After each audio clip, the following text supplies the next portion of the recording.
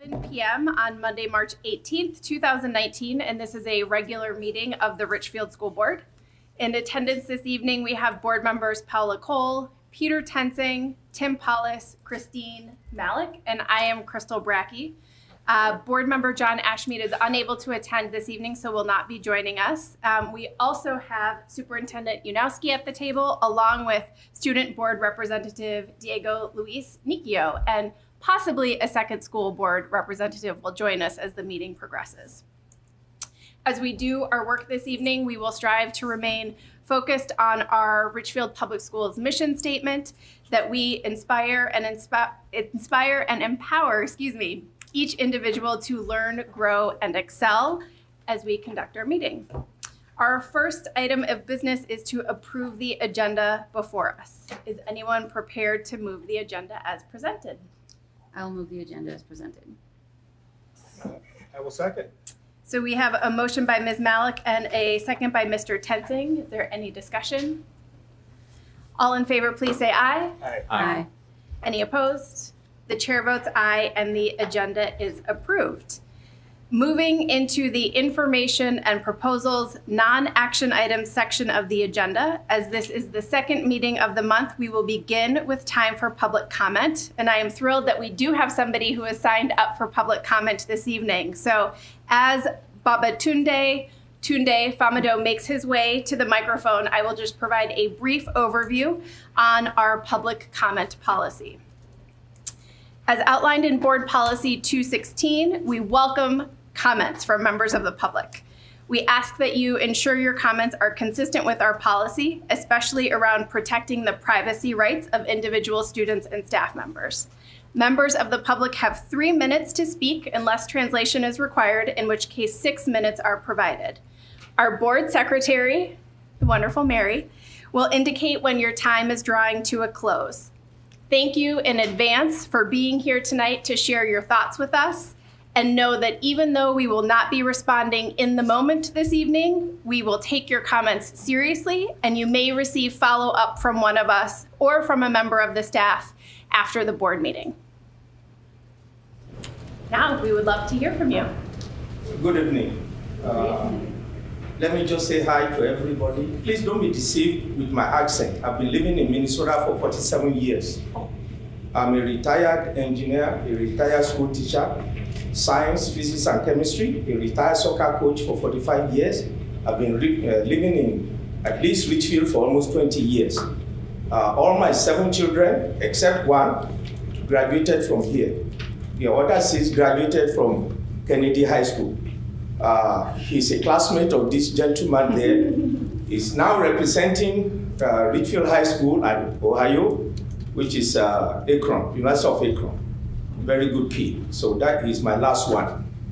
Again, I'm commenting here because I'm concerned. I was here last meeting, and as a retired teacher, I live in Bloomington for almost 16 years. I was a human rights commissioner for the city of Bloomington.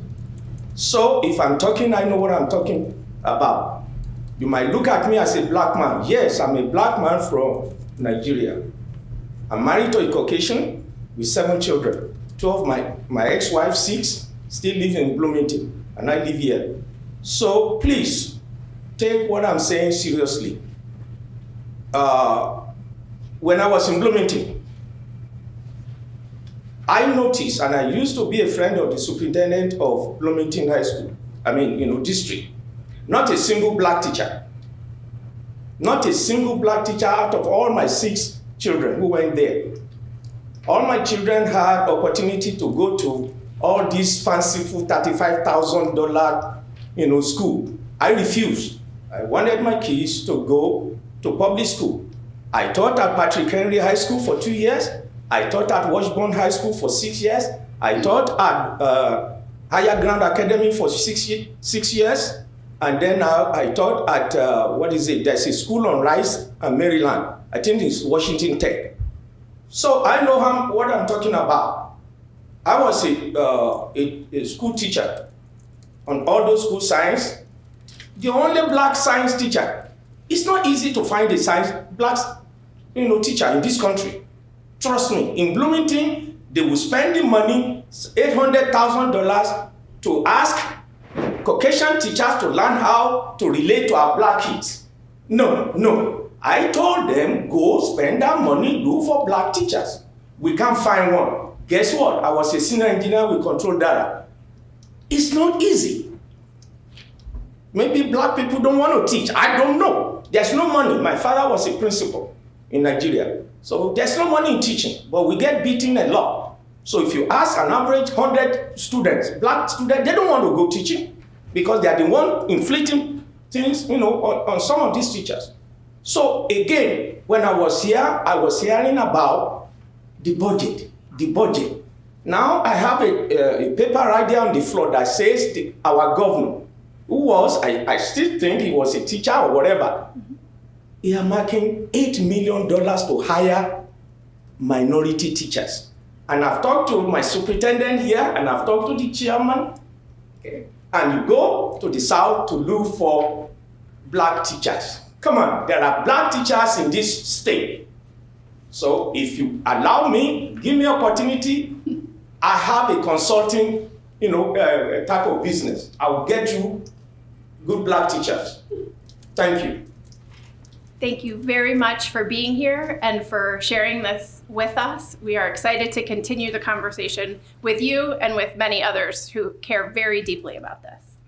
And also just wanted to note that the next opportunity for public comment will be at our meeting on Monday, April 22nd. So with that, we move into the superintendent update section of the agenda, which this evening contains 2 presentations. And we will begin with a presentation from our Richfield High School team, in which they'll be sharing an update on the extensive work that is being done to transform our high school. So Superintendent Uneski, if you'd like to introduce the team. Yes, exciting opportunity to hear from Principal Daniels, Assistant Principal Rosen, and Activities Director Mr. Boy. And so we're excited to hear about some of the big things happening at Richfield High School. Principal Daniels. Good evening, everyone. Good evening. You said big things. And notice, someone reminded me that I dressed like a Spartan today. Unbeknownst to me. So, I thank you all for joining us this evening as I give a presentation about where we are in regards to the high school's transformation process that started last school year. So the outcome of this presentation, well, several, is that we want to provide an overview as to how the schedule change has transformed the high school. Also provide an opportunity to share information with you about where we are in regards to phase 2, which is the development of career pathways at the high school. Also, Dave is going to share information about the status of athletics, and we're going to answer any questions you may have regarding the transformation process.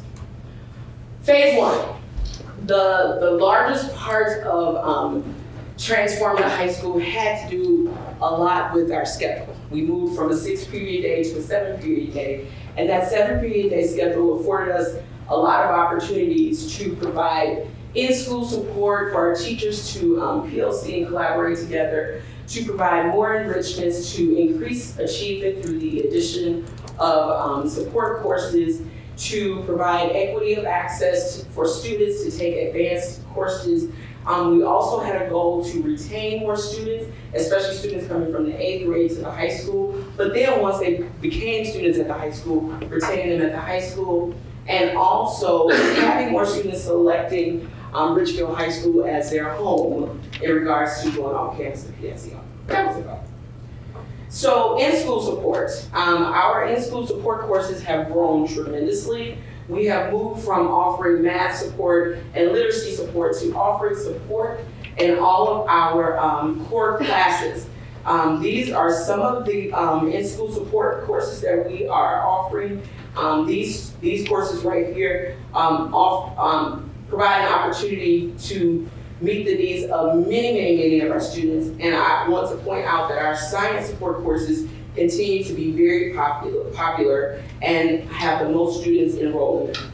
We also have added flex days to our schedule to provide students additional support during the school day. And I'm going to have Teresa talk a little bit about flex days and what they look like.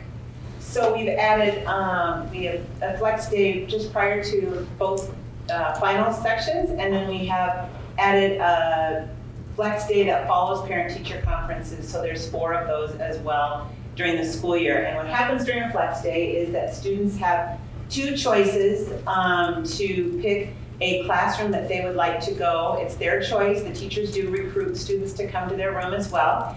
And we run regular classes, but then we have a flex time, which amounts to about 45 minutes, where they go to a specific classroom that's predetermined with them and their teachers, and they get help.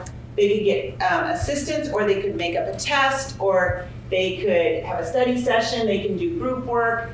And so teachers end up with, in fact, I just did the data, we had a flex day last Thursday, and teachers have small groups of students in their rooms of about 12 to 14, some even a little bit smaller, that they work with and try to get them caught up on their work. And then students also who are caught up do have the choice. We have a couple of groups that meet during that time, during one of those 2 times, and otherwise they can just go to the media center or the cafeteria to do independent study time. So if the teacher requests them, though, we do know that, and we try to get them to those spaces. So it is new this year, so we're still working out some kinks, but the students really like it. The teachers have really said it's very, very helpful.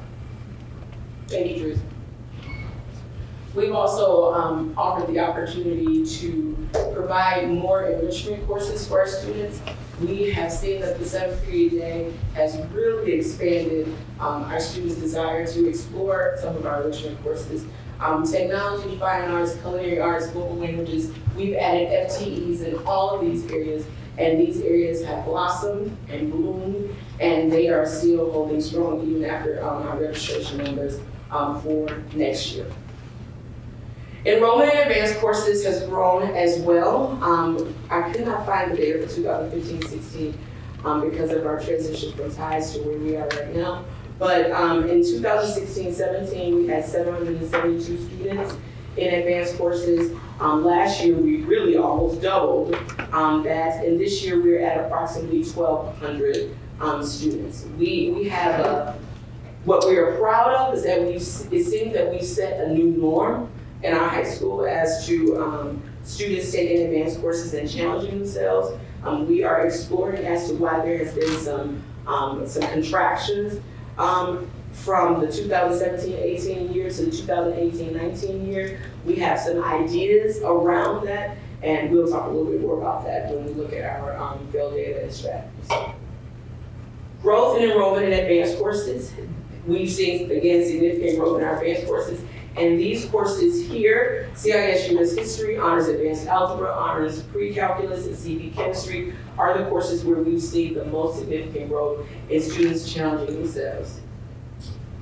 These are those courses in the trend data from the 2016-17 year to the 2018-19 school year. So you see how the numbers have grown, especially in Honors Pre-Calculus, where we've grown significantly, and also in CIS US History, where we've doubled.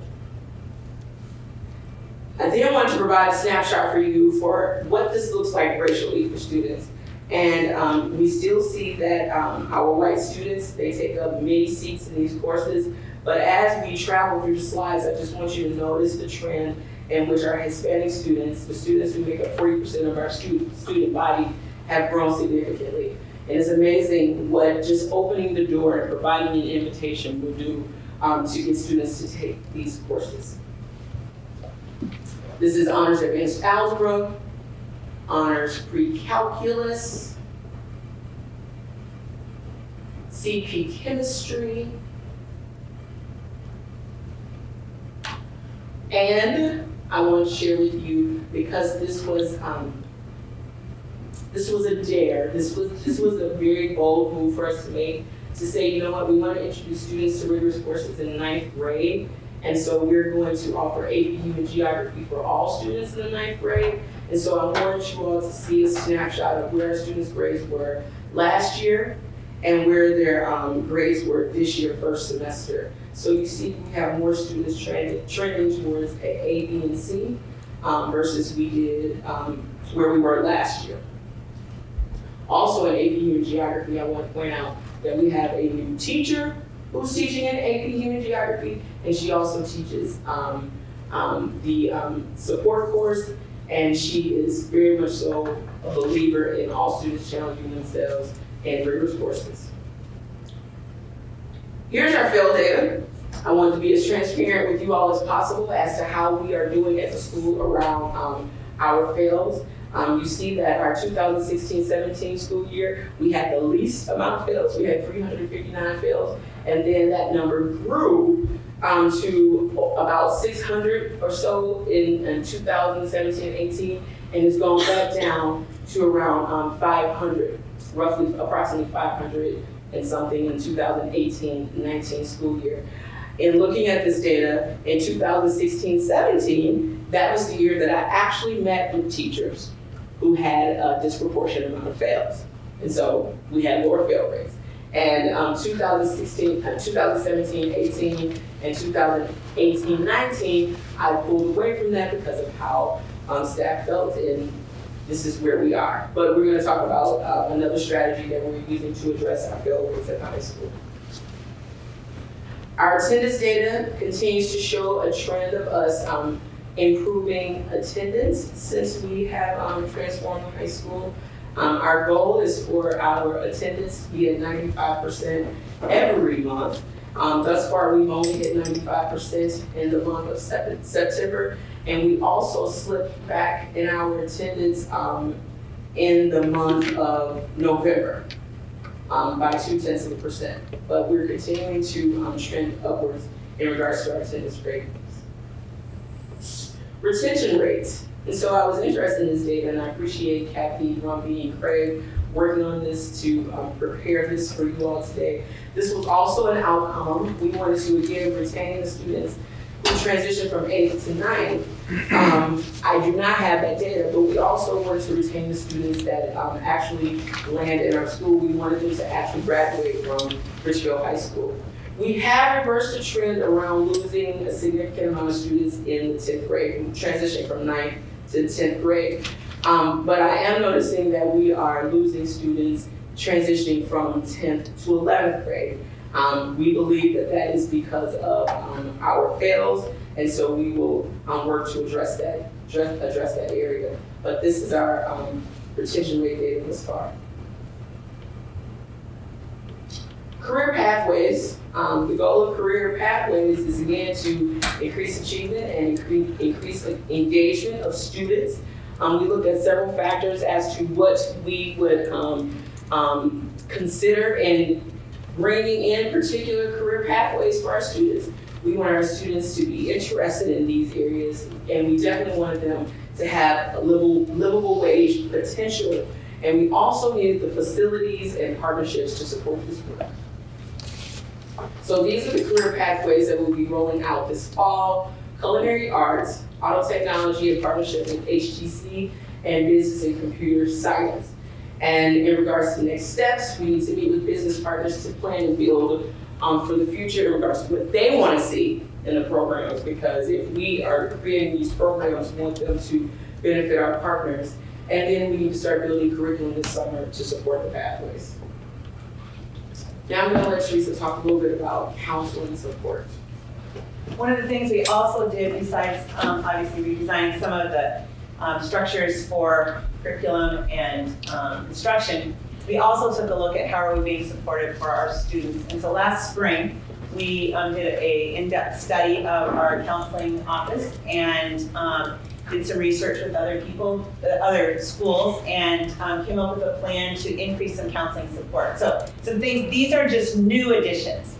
We still do all the things we used to do, but we've just added some things. So counselors, the first semester of the school year, took and had an individual meeting with each 9th grader. They sat down with them to get to know the 9th grader, but also to share who they were and what they had to offer. So students know that they build that relationship at the beginning, because the counselors keep those students for 4 years. So this is what we're here for, and this is how we can help you. And so kicking that off right away.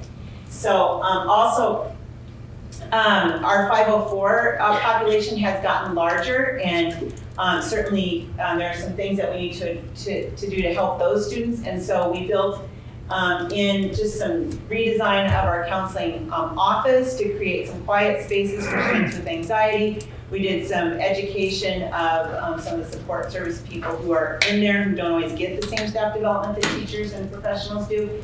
And so that we can make that a really great space to keep those students in our school building rather than sometimes students with anxiety have trouble getting to school in the first place or staying in school. And so we did some things to accommodate those students' needs as much as possible.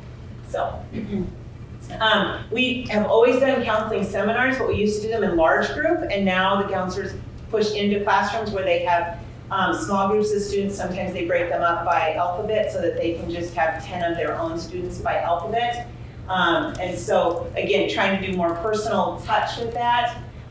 We, in advisory, our home, what some people call homeroom, but we call it advisory, we have always had a focus on preparation for the next steps post-secondary after high school. And we have, with Chromebooks, we have really been able to do more things with Naviance, which is a platform, a web-based platform that allows students to build a personal school portfolio. And so we're just embarking on that this year. So we're changing instruction in seminars and advisory to do more of that.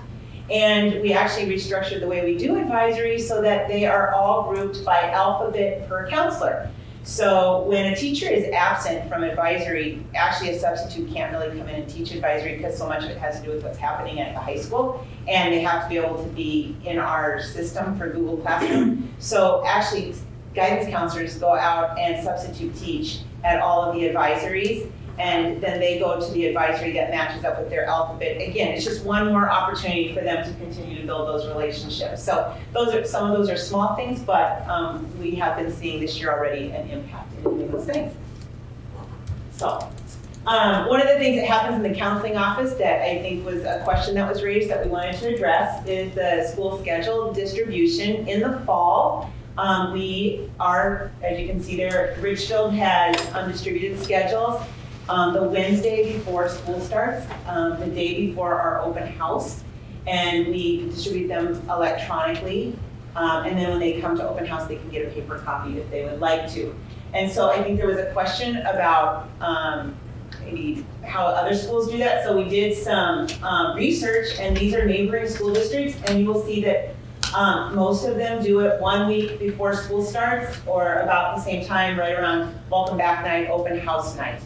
And so, you see St. Louis Park, we said we used to do it 2 weeks before that, but that turned into being very, very difficult because unfortunately people think that they're finalized, and then when you change them, once the counselors and the teachers come back to look at them, it gets a little stressful. So our guidance counselors show up 1 week before the teachers do, so they have 2 weeks prior to students. The first thing they do when they get there is they start paging through each individual, believe it or not, each individual student's schedule to double check that things are accurate. We always have some things that are listed as make sure that, you know, unfortunately there's always things that we have to make sure of, that certain people aren't always together in a classroom because sometimes it's twins, or there's just all kinds of issues that we have that people have those things for. So they start working on those. We make sure that the prerequisites are met. We work really hard to try. So sometimes during that first week, prior to us sending out the schedules, the counselors will call home and will talk to a student about their schedule. And certainly students who have anxiety issues or get very fearful, our social worker has made phone calls home to talk to them about their schedule. So we do some personal touch kinds of things, but our goal is to get them out accurately as much as possible. And so once the teachers show up, they actually get 2 days. The special ed teachers have a lot to do in those 2 days to get those schedules to be right. And so we work hard to get them right, and then on Wednesday afternoon we release them. So if that answers your question, if you have more questions about that. So in reflection, when we think about the work that we've done thus far, some of the strengths that we see is that we have met some of our targets or sub-targets of ensuring more students have access to enrichment, ensuring that more students of color are taking advantage of advanced courses. We've improved attendance, we've reduced suspensions. One thing that I'm so super proud of is the engagement of our students and how we've elevated student voice at the high school. And we've also created a more inclusive school culture. However, the areas of growth around our work continue to be around student retention, student achievement, and creating a sense of belonging in all spaces for all students at all times. Because one thing that I want to note is that we have increased the representation of our student demographics in our advanced courses. However, I want to share this one story, how I was having a conversation with a group of young ladies about their struggles with another teacher. And they wanted my assistance as to how they should pursue navigating their conflict with this particular teacher. And this one student shared with me off that subject that she was actually challenging herself in one of our advanced courses. She's a junior, so she was challenging herself in one of our advanced courses. And she said that her experience was when she walked into the class on the first day, that a white student said to her, "What are you doing here?" And so we've done work to provide access. However, more work needs to be done to ensure that when those students are in those spaces, they feel safe. And not just for brown and black students who are in those spaces, in those classroom spaces. We definitely don't want them to feel isolated, we don't want them to feel alone. But for all of our students, for our LGBTQ students, we want all students, no matter who they are, to feel safe anywhere in Richfield High School. So we have these areas to work on to improve achievement. So some of our steps that we take in. What's currently in progress is our work with Innocent Classroom. We want to see the good and the innocence in all students. We want to see all students as capable and have high expectations for all students. So that continues to be the work that we are engaged in as a high school. And we're even talking about how do we take that work even deeper when we look at some of our processes and systems in our school. Also, we're going to continue our work with the middle school around secondary middle alignment. That work is very important because I believe once we become clear about the alignment and what we are guaranteeing, we are teaching our students, parents will be happier, students will be happier, teachers will be happier. It will just be much more clarity across the system, especially at the secondary level.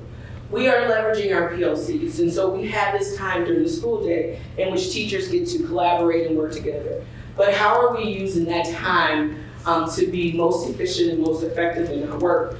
What we're currently doing in our PLCs is using a grading protocol. So I don't have to have one-on-one conversations with teachers. I don't want teachers to feel threatened and afraid to fail a student because I have to have a conversation with Ms. Daniels, although that is a level of accountability. What I do want teachers to do is feel personally responsible for the success of every student that walks through their classroom doors and ensure that they are successful. So we are using a grading protocol for teachers to reflect on their grades and their students' achievement progress weekly in their PLCs. That is the work that we're currently working on right now as we speak. And we're also leveraging our instructional coaches and our directors like Mike and Tia, our literacy director, and anyone else and our special ed director as well. Anyone who will join arms with us, link arms with us, and go in classrooms to not just look at performances, which is what we tend to see during evaluations, but look at the practice. What is happening day to day when we're not in the classroom?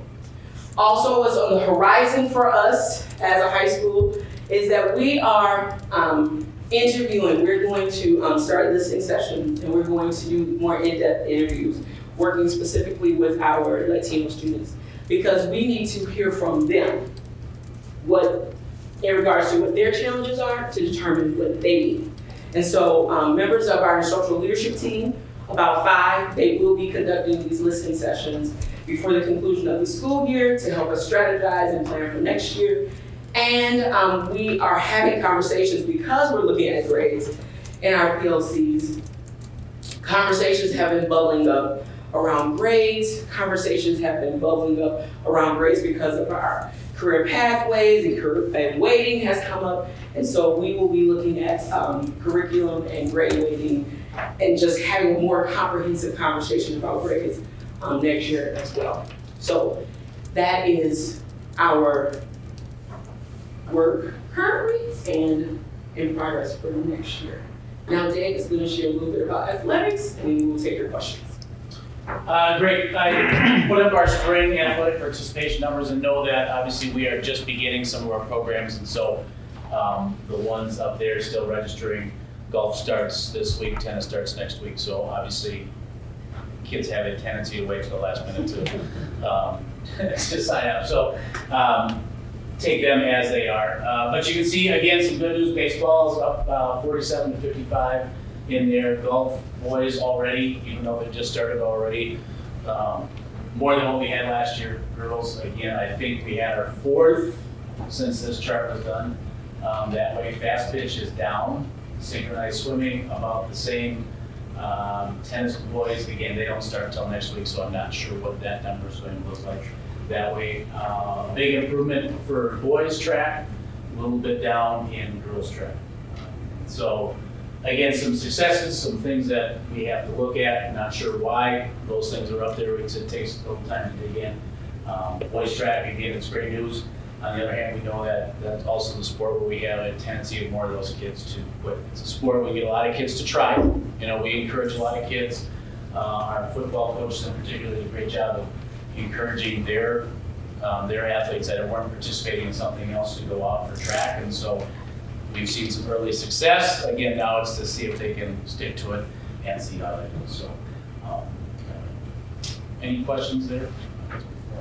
Do those numbers include middle school students who participate? No, those are just our high school. Strictly high Middle school. school sports start after spring break.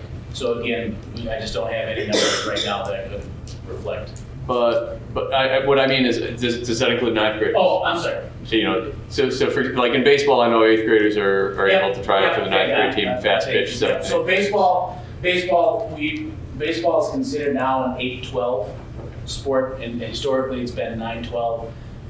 Every so often, depending on the situation with 9th graders and how many, we've opened it up. We've just kind of become our policy of it's now open to all of our 8th graders to ensure that we continue to have 3 complete teams to compete at the golf is 7-12, but we have a 6th grade middle school golf program to start them on where they go a couple days a week and do that. Fast pitch is 7-12, synchronized swimming is 7-12. Tennis boys, trying to figure out what that is. It's historically been 9-12 with the middle school program. The numbers have gone down, and so we've needed to bring some 8th graders up to fill in those spots. And so we're trying to figure out in the next year, 2 years, does that maybe just become a 7-12 sport? You know, and we keep some way for our 6th graders to be able to participate and do those things.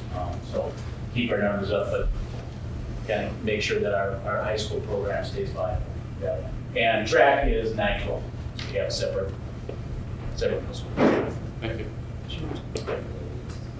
Yep, that's the next one.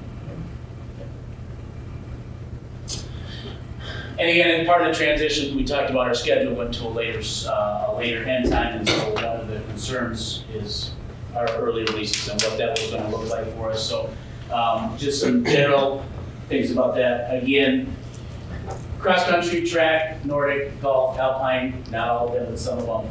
A lot of these are multiple schools, and 3:30 starts is the standard. And so it's really, you can't change that. It's difficult to get other schools.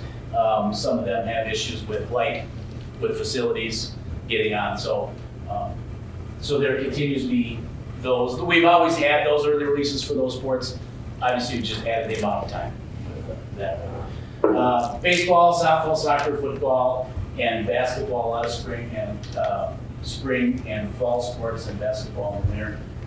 Again, we've had some ability to change those games. Tough part is, you know, anytime we're talking about early release, we're talking about somebody else's schedule. You know, it's yes, well, what could we do with our schedule and the flexibility, but trying to get those other schools to have. The reality is they would like to help probably more than they can. We just they run into issues with fields and gyms where they have to be done by a certain time. That they wouldn't mind moving things back, but if they only have the baseball field until 6 o'clock, moving things back a half hour just is prohibited from them. The other issue is officials in soccer. You know, we like to play all of our games at 4:30, so we don't have to get anyone out. Same thing at away schools. It's just sometimes because of the officials, we need to play a 4 and a 5:30. So we can have one cover 2 games instead of having two officials when we play them side by side. So again, nothing earth-shattering there, nothing different than what we really thought we were going to get.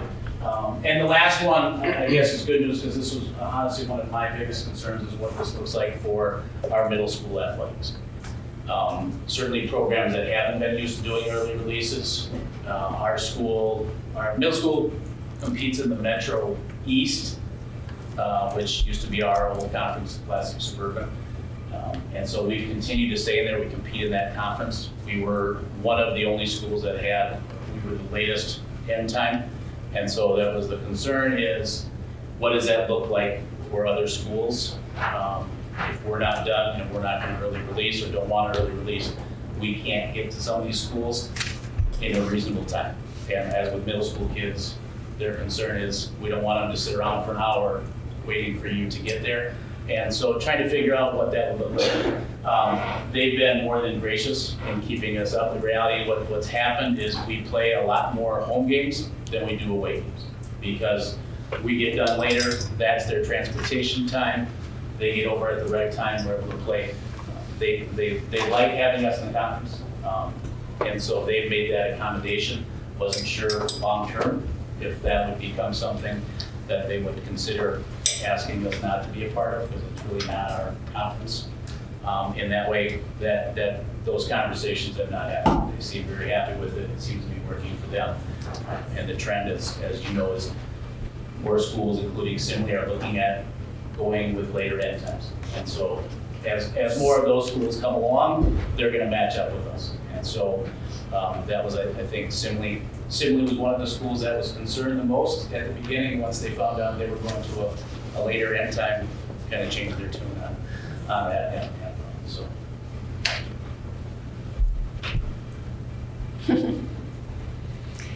Thank you so much for the really comprehensive overview about what's happening at the high school, and definitely eager for, I'm guessing, a lot of questions and comments, and just want to give a special nudge to Diego, Luis, and Nasir, our student board members who are at Richfield High School every day, to share if there's anything that is on your mind or questions that you have after hearing this too.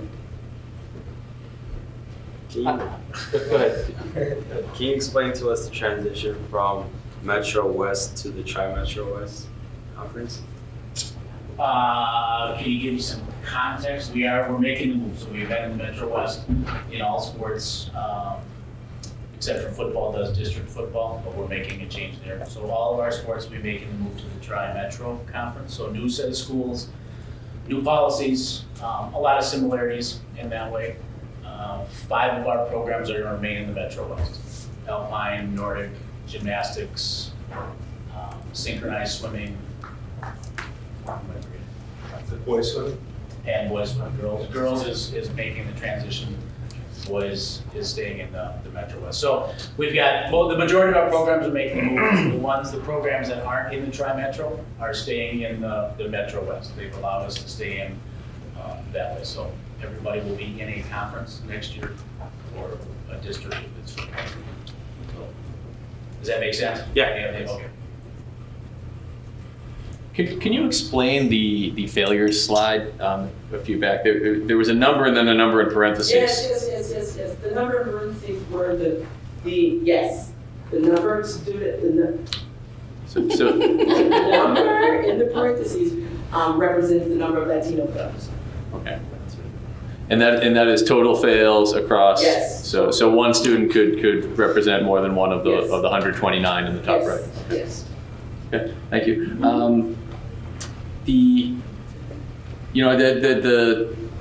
The numbers of inclusions in the rigorous courses, the pattern of all the classes, I mentioned it last year that the math curriculum is one that is certainly changed together in terms of sequencing. If you are not really in honors math early, it's difficult to be on path to, say, be in AP calculus or statistics. And so that's one where however early we can intervene and encourage, and until we do that, we really won't see a lot of change. You can see the change year over year in one of them, I think, from algebra to pre-calc. Yeah. You see that the height of the bars just jumped from one page to the other, and from the middle year to the one on the right. I do have a question about the elective growth. You'd mentioned a number of the areas that with growth, like modern language, fine arts, culinary arts, and not to knock them, but they seem as though they were courses that we historically have in the catalog and just have been underutilized. And so one of the opportunities I think that we have with the extra time for electives is to encourage students and staff to create new electives. And one of the things we've heard from students before, like perhaps the traditional high school curriculum could be accused of not having as many culturally relevant courses, whether they're social studies or literature. And we have great opportunity to create that. And whether that is initiated by staff or by students, I don't know the extent to which we've pushed them on that. So if we have such courses, I would like to hear about them, but I haven't. We're going to let Ms. Rosen talk about that process, because there is a process. The course. So teachers, departments, they can submit a course proposal in November to be added to the next year's registration. That is vetted through the teaching and learning department, and they take a look at that and actually oversee, like might even go and encourage people. That has happened in the past where they encourage people to maybe take a look at adding a particular course. Once a course is added to the registration manuals, then we do a lot to try to promote all of our courses, including those new ones, and educate students about a new course. And then it really depends on registration numbers. So once in a great while, we get a great course, like for example, African American Studies. We have offered that course, it's been in the course manual, but the number of students who sign up for it is not enough to run the course. Or that this year, for example, we put a new course in, CIS course, College in the Schools, for climate change. It was a brand new course, vetted through the teaching and learning department. We added it, and we have enough students to run the course. So that will be a brand new course that is added this year, and we do, get to. So just hearing the timeline though, that November is the deadline for next September's courses, we pretty much have about 6 weeks with the students as they get in the building in September to get them excited to help have a hand in creating a course. Their interest could drive a new course, not the one generated by the adults, right? Students could come forth and say, I'm really interested in this, how do I go about it? And they might not think they have the capacity to do that. And so to what extent have we encouraged the students to help create their own potential electives? Instead of us offering them a slate and they either take it or they don't. If we went to them and said, what would you like to take? What would be relevant to you? And maybe you'd say what we have is just fine, or the students would say, I have goals to take this and this, and the college I want to go to requires all these things, and I'm just going to stick to that. But we might find students are excited about having a hand in that, and they might be excited to help create something. Sure. But if we what you just described is an extremely narrow window, because if we don't hit it in that year, and we tell them that in April, that your course won't run next year, but come back to me in the fall, they might forget, and that's understandable. So our system for creating courses perhaps could be more student-friendly. Yes, and I think that gets back to us wanting to listen to students, especially the students who seem to be struggling the most in the system. What do you need from us? Right. I can look at all the research in the country and still miss the mark with our students. So I want to hear from our students as to what they need, as to what they want to do better here at Richfield High School. With the African American, the African American course that was taught a couple years ago with the group of students that graduated about 2 or 3 years ago, there was a huge push from the students to offer that course, and those students recruited other students. But what I've seen, Tim, in my time here also, is that there's a bubble of interest, and then once that bubble moves through, right, that interest is gone. But again, I believe in elevating student voices to find out what they need and then us working from there. Okay. And so I think probably because our timeline is slightly rigid due to the processes that exist to get registration, I think probably the thing that would be the most important for us to do is to focus on publicizing those concepts and ideas to students in September to November, because unfortunately the registration process has a timeline that's difficult to. We're already considered a little late sometimes on our registration processes, so we could push the, get the kids to think about it sooner. Right, And say, okay. hey, what would you like to take next year? Right, and we may need to do the pushing. Yeah, That's that's what I say. I can't say that we've done anything to really push their ideas, to gather their ideas at this point. So we can certainly change that. Thanks. If I can just say one thing in response to this last conversation before I lose the train of thought. I do think it's so important, and you were touching on this, but lack of interest does not necessarily equal lack of need. Because I'm thinking about the story that you shared in your presentation about a student of color walking into an advanced course and being asked why they were there. That to me says we have a real need to think about what are we doing to, especially, I will say as a white person, help educate our white students on cultural competence and the role of race and how it is part of all of our lives in this building and in the world every day. And so I hope that these conversations about what are we doing to push interest is also with and acknowledging the need that we are seeing reflected within our own building as well, and how to really push and encourage all of our students to go outside of what might feel like just sort of their automatic instinct in terms of like, oh, this is a class I would take versus a class that I wouldn't. I would definitely say that is an area that we are beginning to work on, having those candid conversations.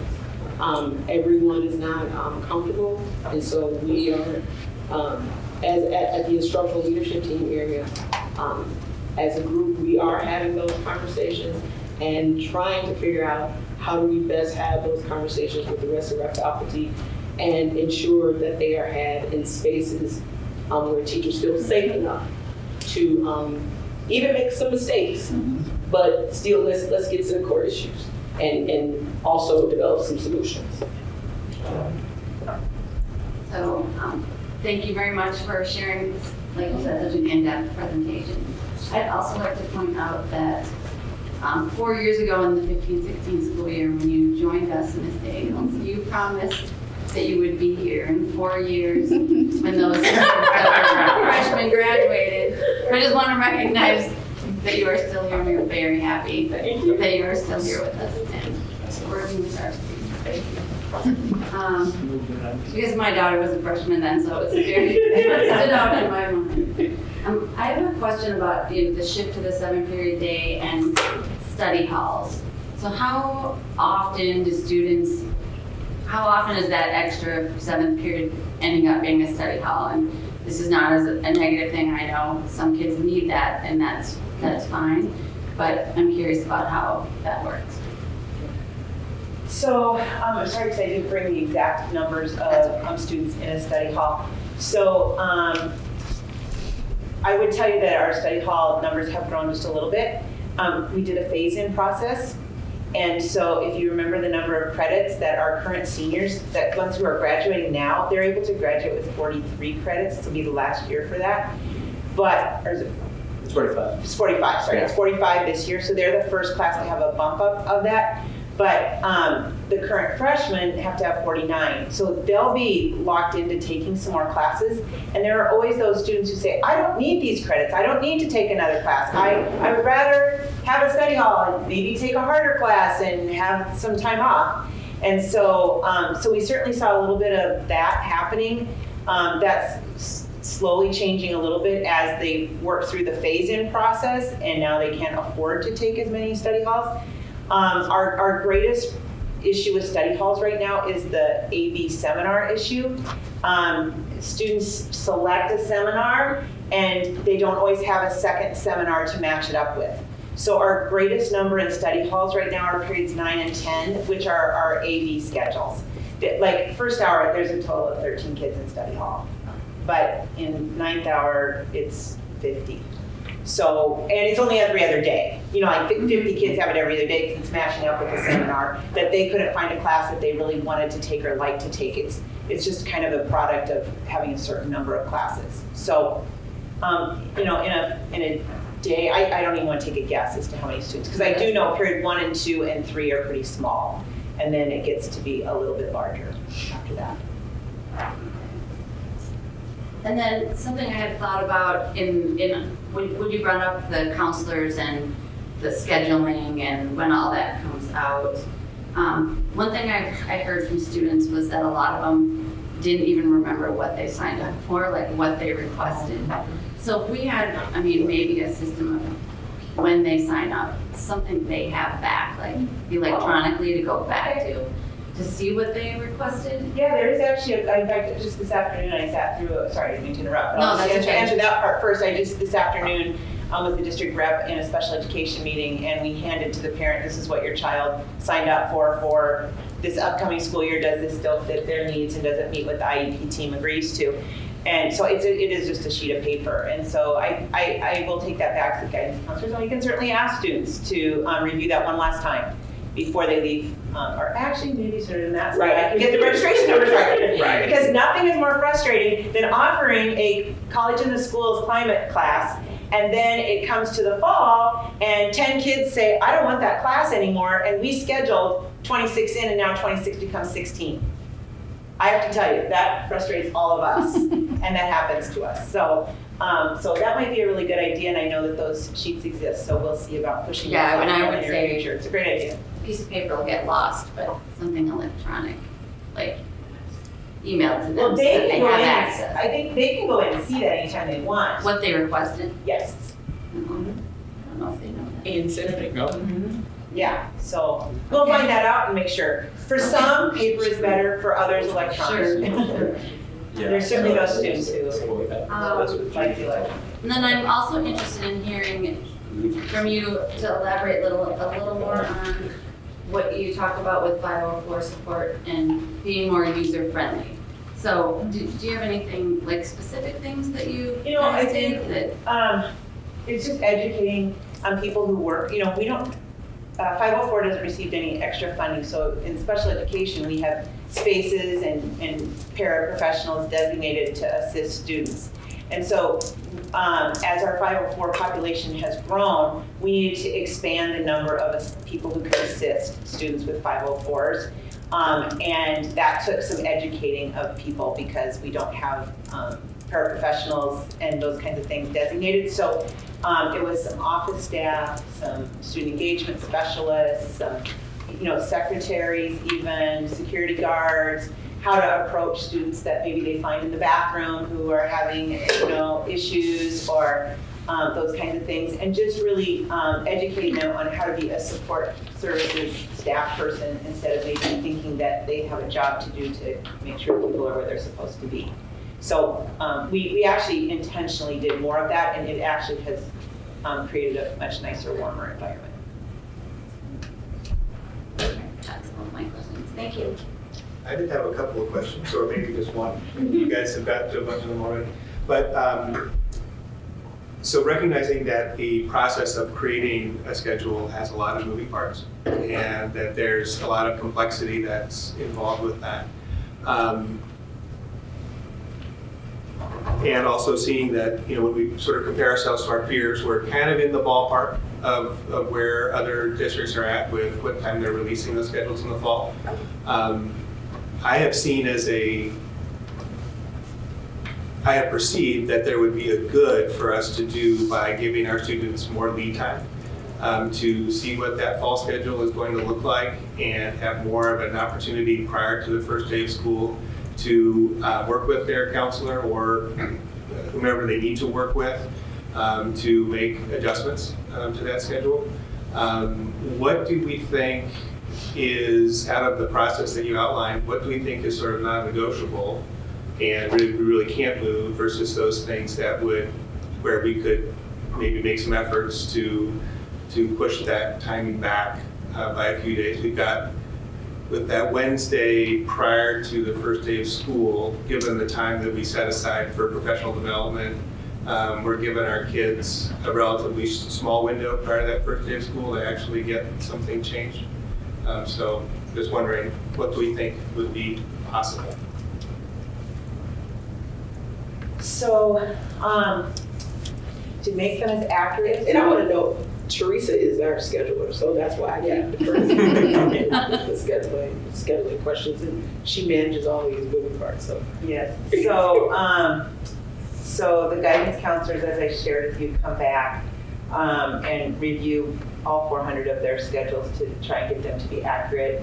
I can tell you that our goal is to send them out with, if you send them out inaccurate, you get a lot of emails back telling you how wrong they are, and it takes a lot of time to read the email and then fix them. Whereas if we can go through them and fix them first and then send them out, we still have people who said, oh, something's changed, or this has happened and I need to do it differently. We'll still get that feedback, but we are gonna get, those other emails are never gonna happen. And those people walking in the door that consume, where we can spend the time up front, if at all possible, to get them accurate. So that first stage is the teacher review. The special education teachers, in fact, Tanya budgeted quite a bit of extra money this year for them to come back and to, a little bit early, to each spend time on their case load to get them as accurate as possible. And then we had, and then we still need the teachers to look at them. It's just to double check that we have some things right. And so if we give the teachers Monday, which is they're involved in a lot of other things that Monday, it's a difficult timeline. I do want to tell you this. One of the things that happens to us is if we change a student's schedule after they have received it, because this does happen to us anyway, even though we work hard to have them right, and then they get the schedule, they call their friends, they compare schedules, they know what lunch they have, they know who's in what classes they are in, and then we change them. It is not a pleasant thing. And so now we get into the social issues. I don't want that. I want to be in that class, not this class. Why did you have to change my schedules? And we may have changed your schedules just to balance a class from one being 36 and one being 25, both of them being 30.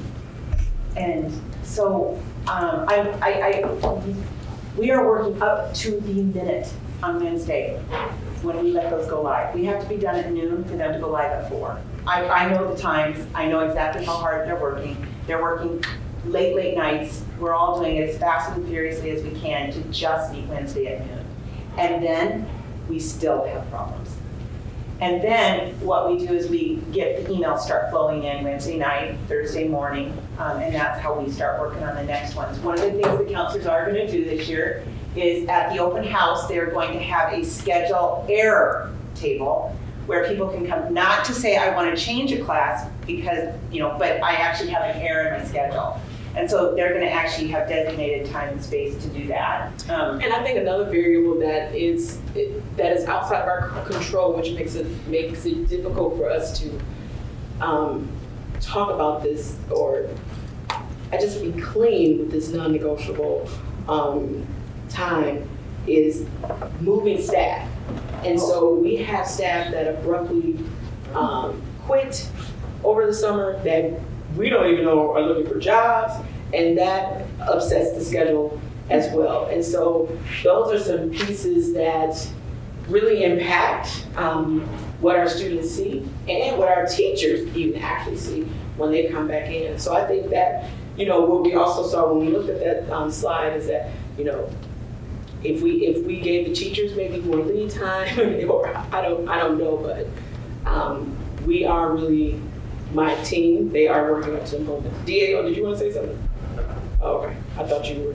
No, it's just something. Yeah, that was a really good point, because this year we had 2 situations, well, 3.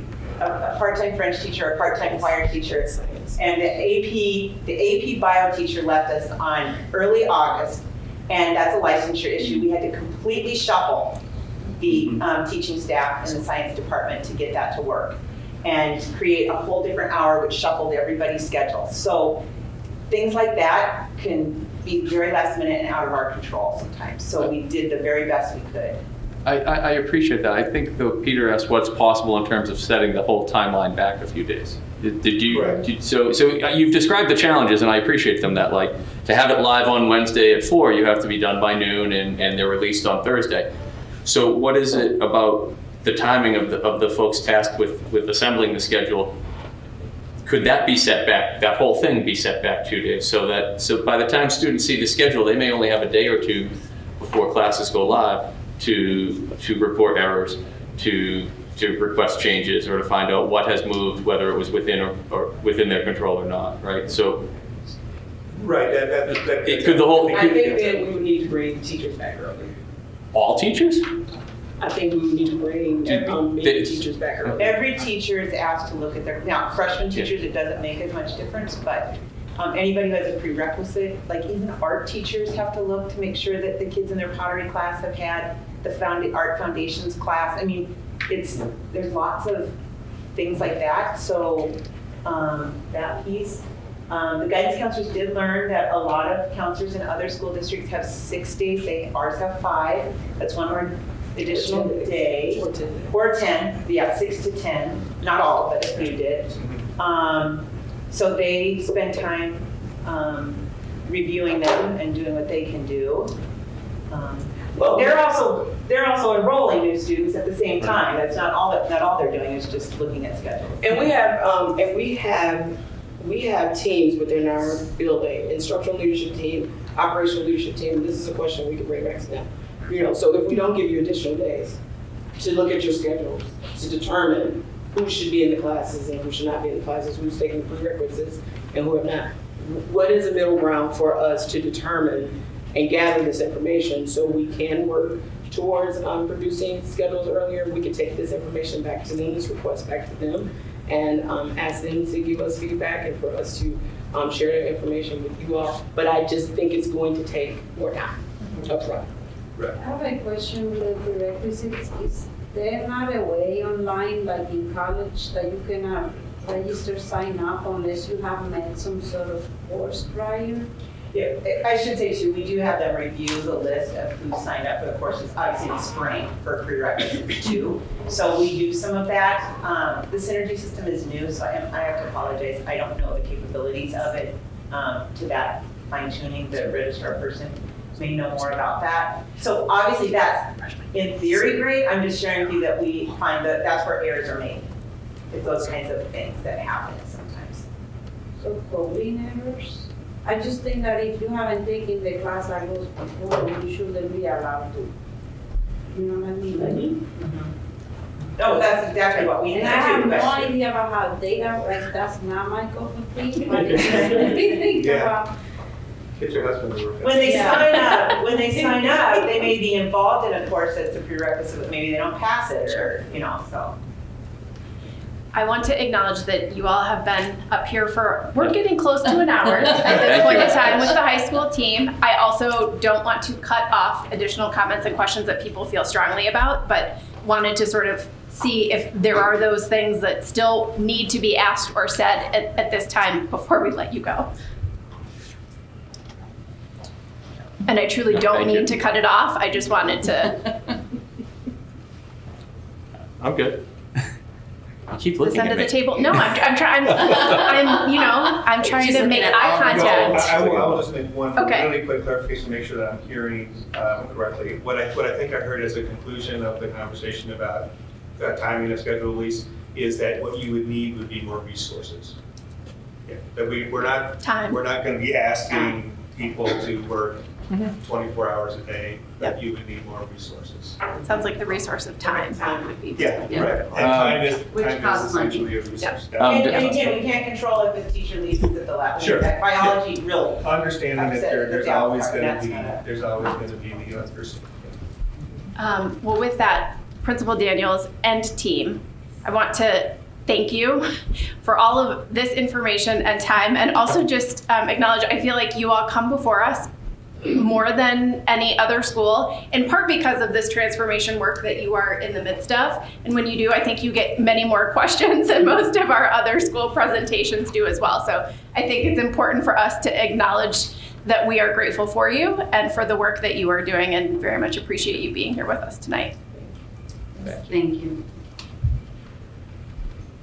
So it makes you want to have some good nutrition, doesn't it? It's almost time for a snack or a presentation-like snack. Which is gonna make me even hungrier. That's a nice transition into our nutrition services, and Director Pam Hutt. Craig is getting her booted up at the moment, I do believe. And so we're going to have a conversation now as an update about our nutrition services program. Hannah? And I just also want to say thanks for having me here, and don't change my lunch time. I agree. We all need to eat at the same time every day, right? But I'm excited to be here. I heard that I'm supposed to make it quick, so that's a challenge for me. So I also want to flag Mary to give me a wave or something, like hurry up. We know this already.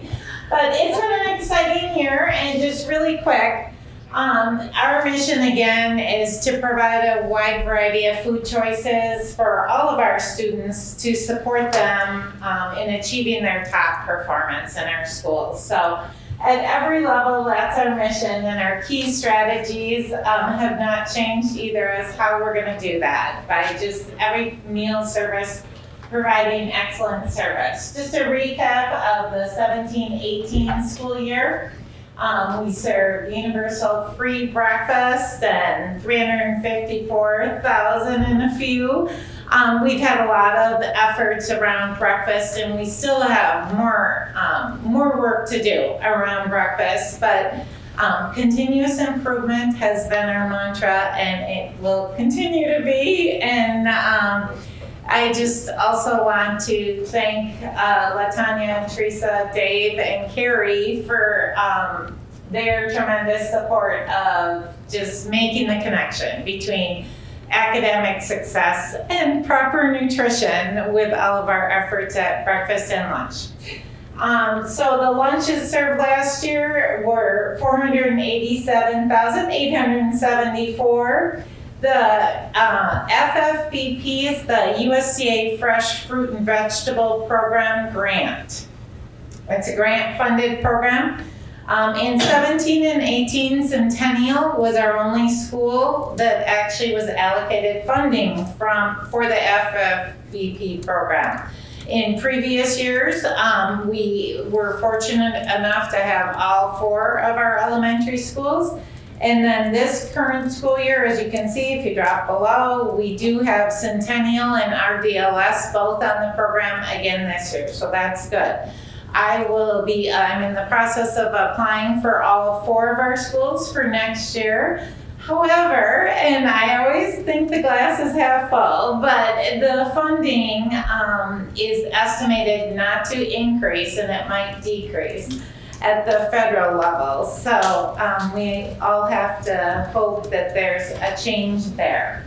ADP is average daily participation. So how many students of our total enrollment in Richfield are eating breakfast with us? And again, in 17-18, we were at 50% for breakfast, which again was a huge improvement over the course of the last 4 years because of all of our efforts.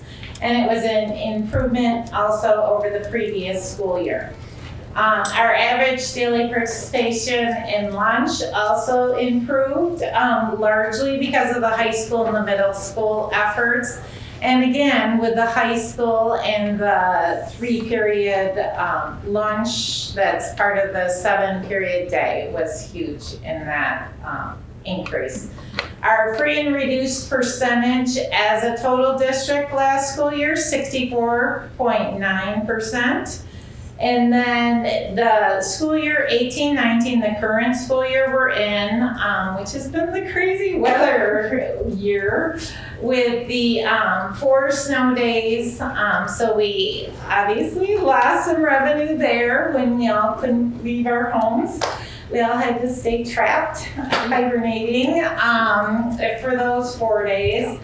And just year to date, our average participation in breakfast is 45.8% as of February, our last state claim. And you can see at the secondary level, it's 36.8, and then at the elementary, it's 61.8. So the middle school actually and the high school for several months with our second chance have both seen increases month over month, but they're a little bit behind year to date, nevertheless. Our average daily participation in lunch, 63.7% year to date. for all of our schools. Our enrollment is down. First of all, so in several of our schools, we're just serving less students every day since the beginning of the school year. I talked about the fresh fruit and vegetable snacks. Those are the year to date at Centennial and RDLS. They're served one snack. Each student in both of those schools is served one snack 3 times a week, Monday, Wednesday, and Friday. It's a fruit, and Tuesday and Thursday it's a vegetable. And then we talked about the enrollment. Next slide. Yep, we had some equipment improvements, a new breakfast kiosk we're going to talk more about in a minute for Second Chance Breakfast here at the high school. That it says October 18, and it was October, but it was October 29th. So that's when we unveiled our Second Chance Breakfast option for the students here at the high school. We have a new rational combi oven at the high school that we've had since the first day of school. And it's been great to be able to have the efficiency of new technology when we're roasting a lot of vegetables with our farm to school products, and just availing ourselves to be able to correctly cook and bake our items while maintaining the highest quality possible in the fastest way with our new combi oven. Speed of service improvements, we actually hired a 3-hour position at RDLS, so that's worked out really well for their one lunch line that's able to serve students much quicker with our additional staff member there. And then we hired an additional 4-hour at the middle school to again help with some of our barriers with our speed of service on both of our main lines and also out at our cold lunch line option that's in the cafeteria at the middle school. And then we increased 2 hours a day here at the high school as well. So the next slide. So our Second Chance Breakfast was something that I've been just wanting to do for a long time now, so that we could coordinate with the high school team about when the final bell rings at 8:25, closing down all of our kiosk locations at that time, but letting students know who come in for one reason or another after that time, come to Second Chance Breakfast between first and second period at an assigned location. So we weren't just telling up, sorry you missed breakfast as we wheeled all of our kiosks down the hallway. So and there's a picture of that, and we're gonna see a video in a second in case you haven't seen it on our website that speaks to the Second Chance Breakfast. Teresa Rosen, got together a group of students, just a cross-functional team of students at various age levels to meet with us and to meet with our grant partners, United Healthcare and the Midwest Dairy Council, on coming up with ideas about the launch of Second Chance Breakfast and how we were going to get students excited and informed and market it to students. So we're going to see some of the outcomes of what the student group came up with as far as ideas, and I gotta say, it was just really great. I am so proud of the student involvement team who really helped us with all of our marketing efforts. At lunch, we have 2 students here, so we've tried a lot of new items, and most of which, thankfully, knock on wood, have been good. Now, there's been a few, and I occasionally get emails from students, but more frequently than not, just get stopped and asked about different menu items. So there's been a few that haven't worked out that well, but they were worth a shot, and we will continue down that road with much more. We have a better process plan that we're going to roll out next year for actually the tasting of new food items before we actually menu them to get a sense for the popularity with the student base.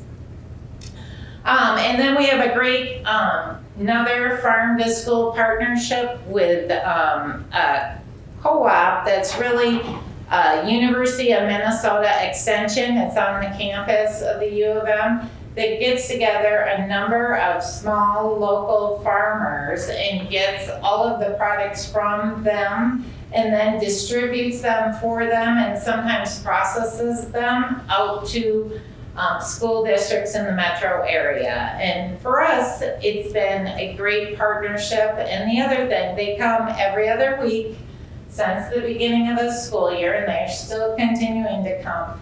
And the difference for us has really been our ability to access farm to school products throughout the entire school year, not just in the fall and the spring, but even in the winter. So it's been exciting. So now we're going to just watch, it's 2 minutes. Quick little video. Thank you. Okay.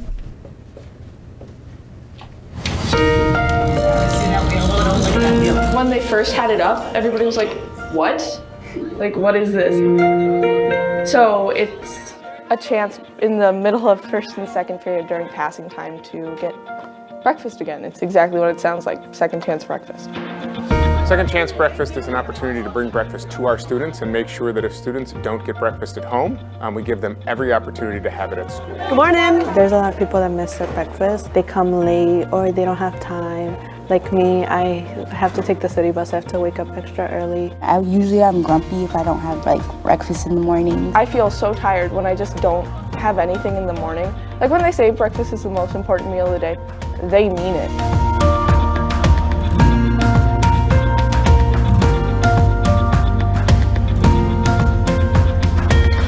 Studies have shown how much breakfast, and specifically a healthy breakfast, can help improve students' concentration, their ability to learn. And so it's a really fantastic and great opportunity we have here to help our local students. Every time I go to my second period, I see a lot of people going to the second breakfast, and I just see them pile up, so I feel like they do like it. Yeah, it's free. And I really like this because if you don't have an opportunity to get breakfast, you still have that. I've just been kind of talking to my friends about it, so it's nice to let them know that, hey, this is happening.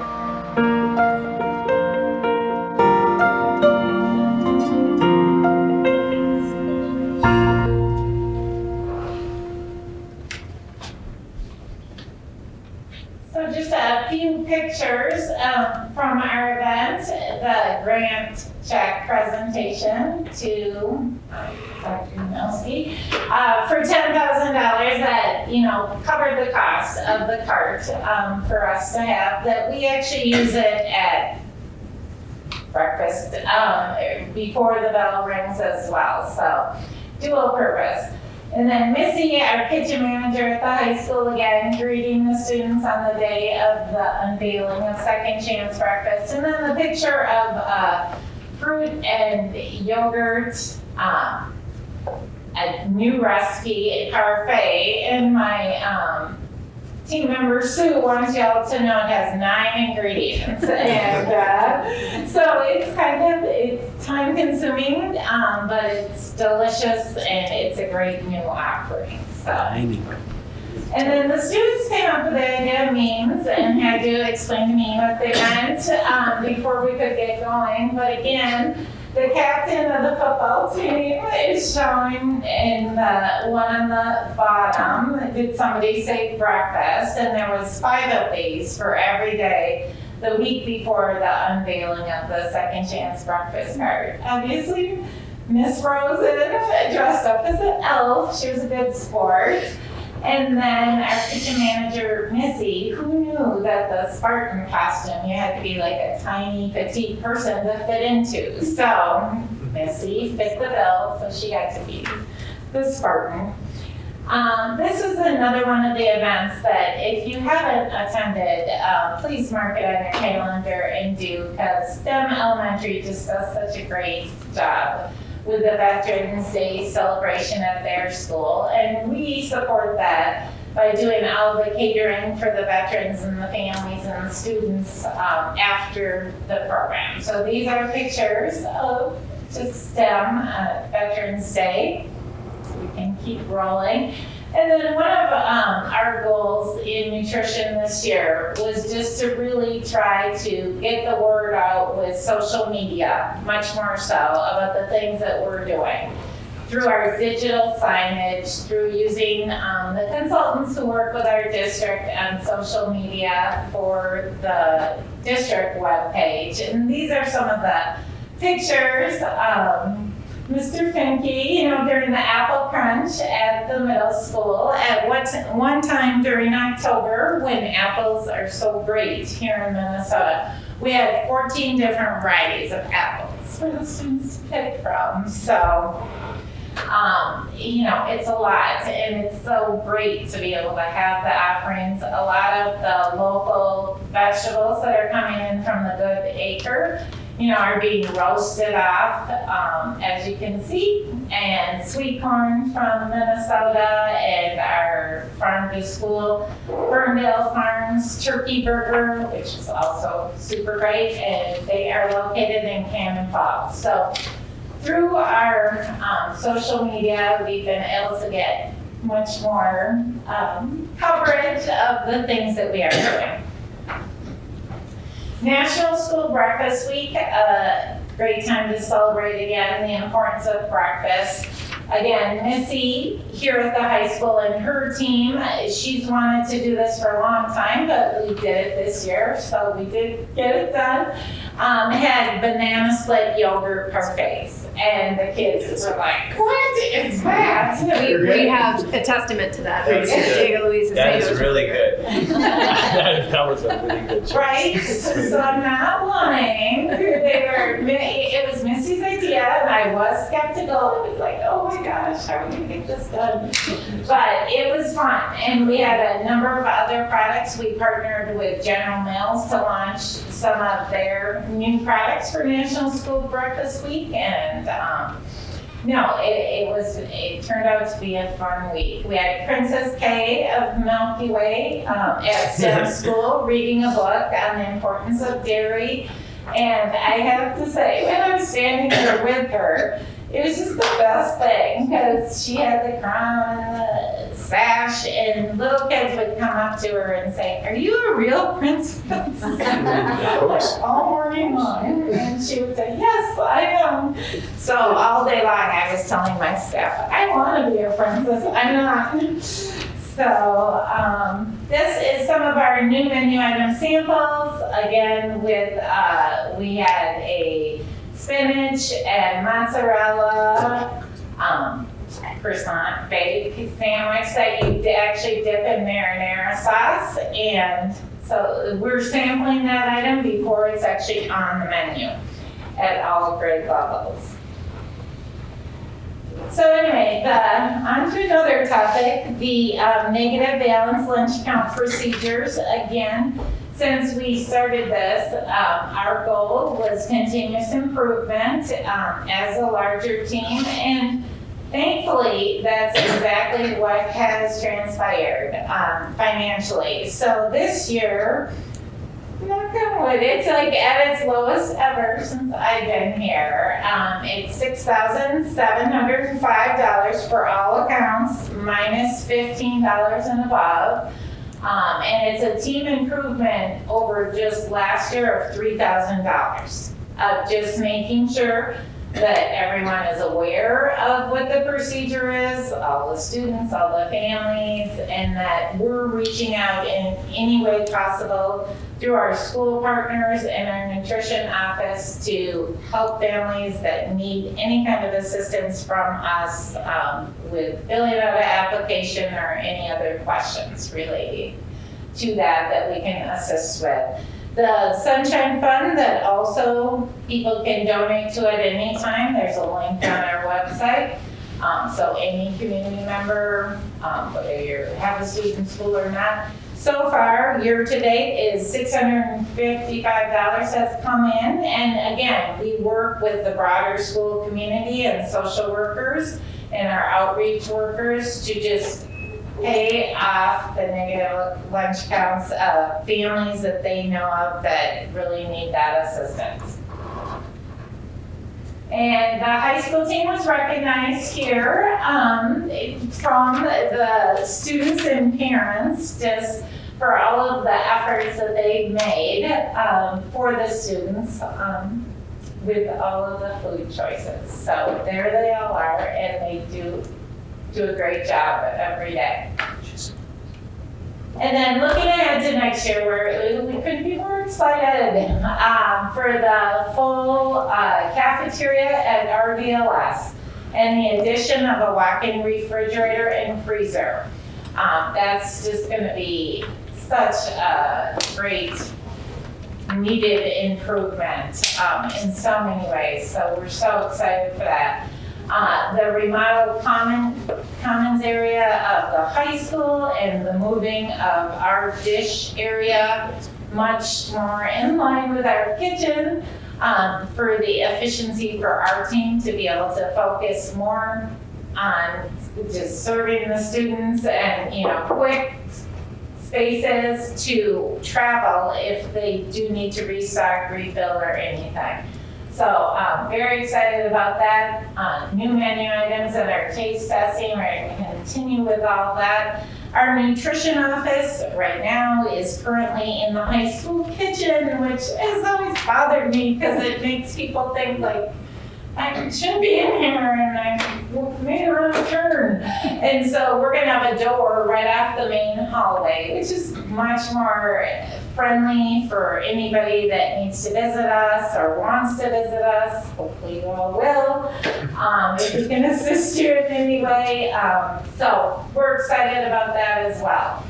And just a note about the paid lunch equity tool that the USDA requires every school district every year to fill out the tool to really do a check-in on whether or not their recommendation would be, you know, if we raise lunch prices or keep them the same or one or the other, but that tool is not out yet. So there'll be more about that recommendation with our budget presentation when all the budgets get presented.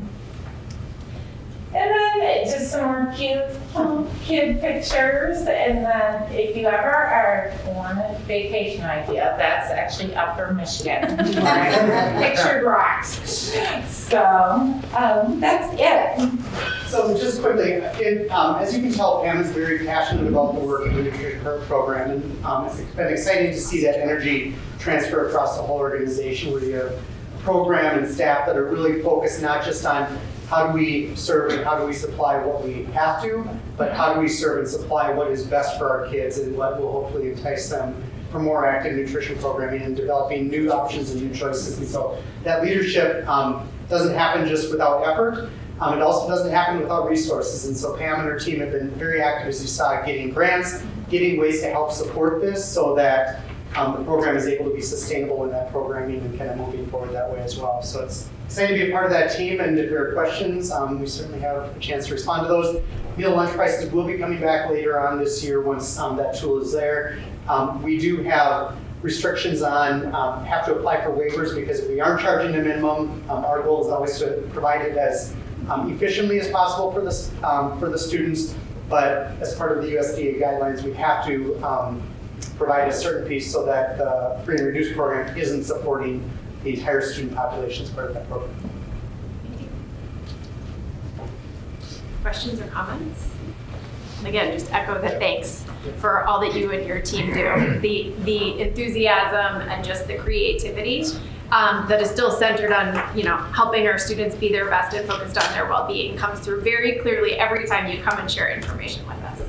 And I just want to recognize, specifically call out the great work your team has done on the paid lunch balance, and on taking what has some potential to be a controversial topic, but I think you've really tackled that and done a great job, and it's aligning very nicely, I think, with our overall values as a district. So I appreciate that work. Oh, thank you. Thank you.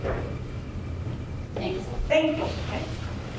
So the final item in this still first section of our agenda this evening is commendations, and I believe we have 3 staff members to recognize this evening.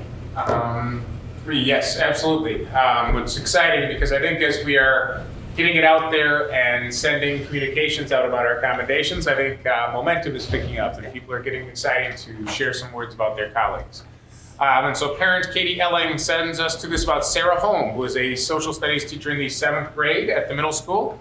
Parent says, I just wanted to drop you a note to say how incredibly impressed I am with you as a teacher. And of course, this was not just sent to the teacher, this was sent to the superintendent's office. So we are sharing this also. Specifically talking about weekly updates being awesome and really enjoying them and how much this parent appreciates being kept informed in the digital areas, in the digital age.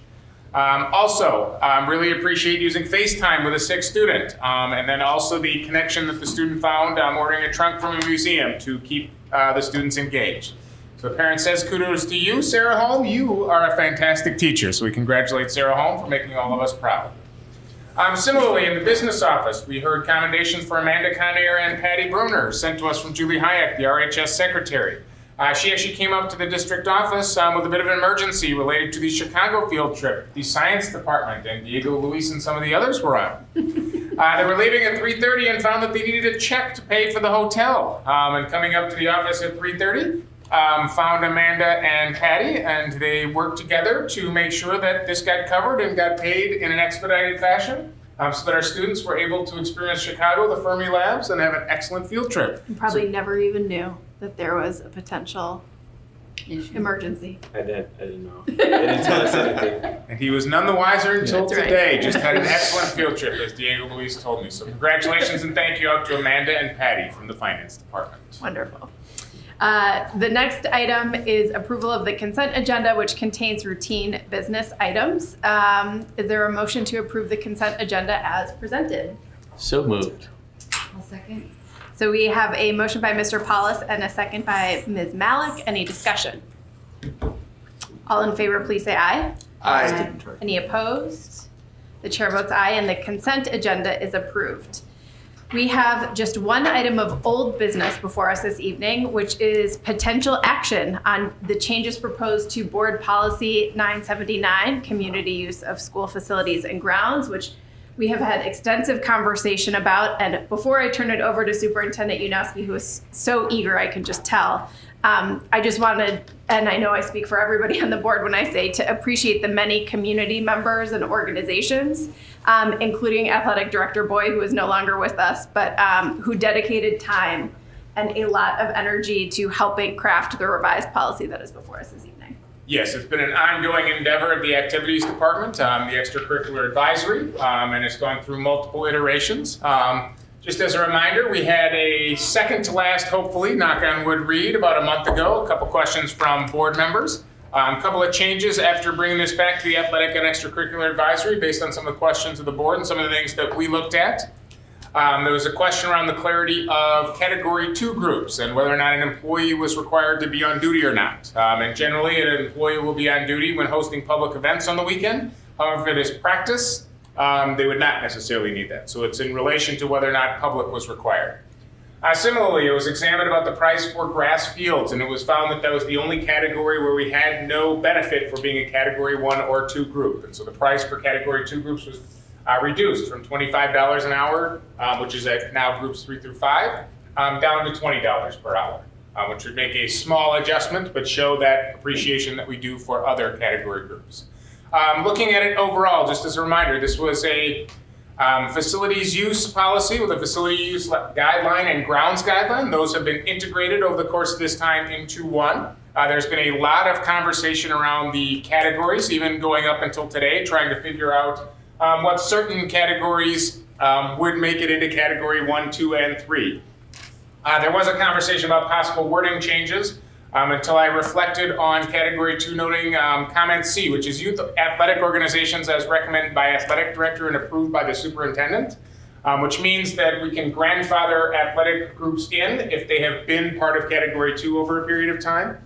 And what we had done with the definition is somebody makes it into Category 2 if they're 75% or more Richfield students or Richfield residents, which is the same policy we've worked to align with the city's policy.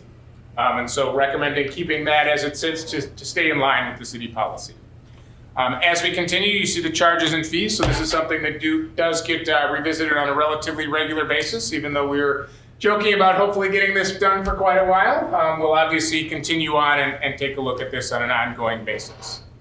So with that, and all of the changes, overhaul and merging of guidelines, I have it before you today. I have a couple questions.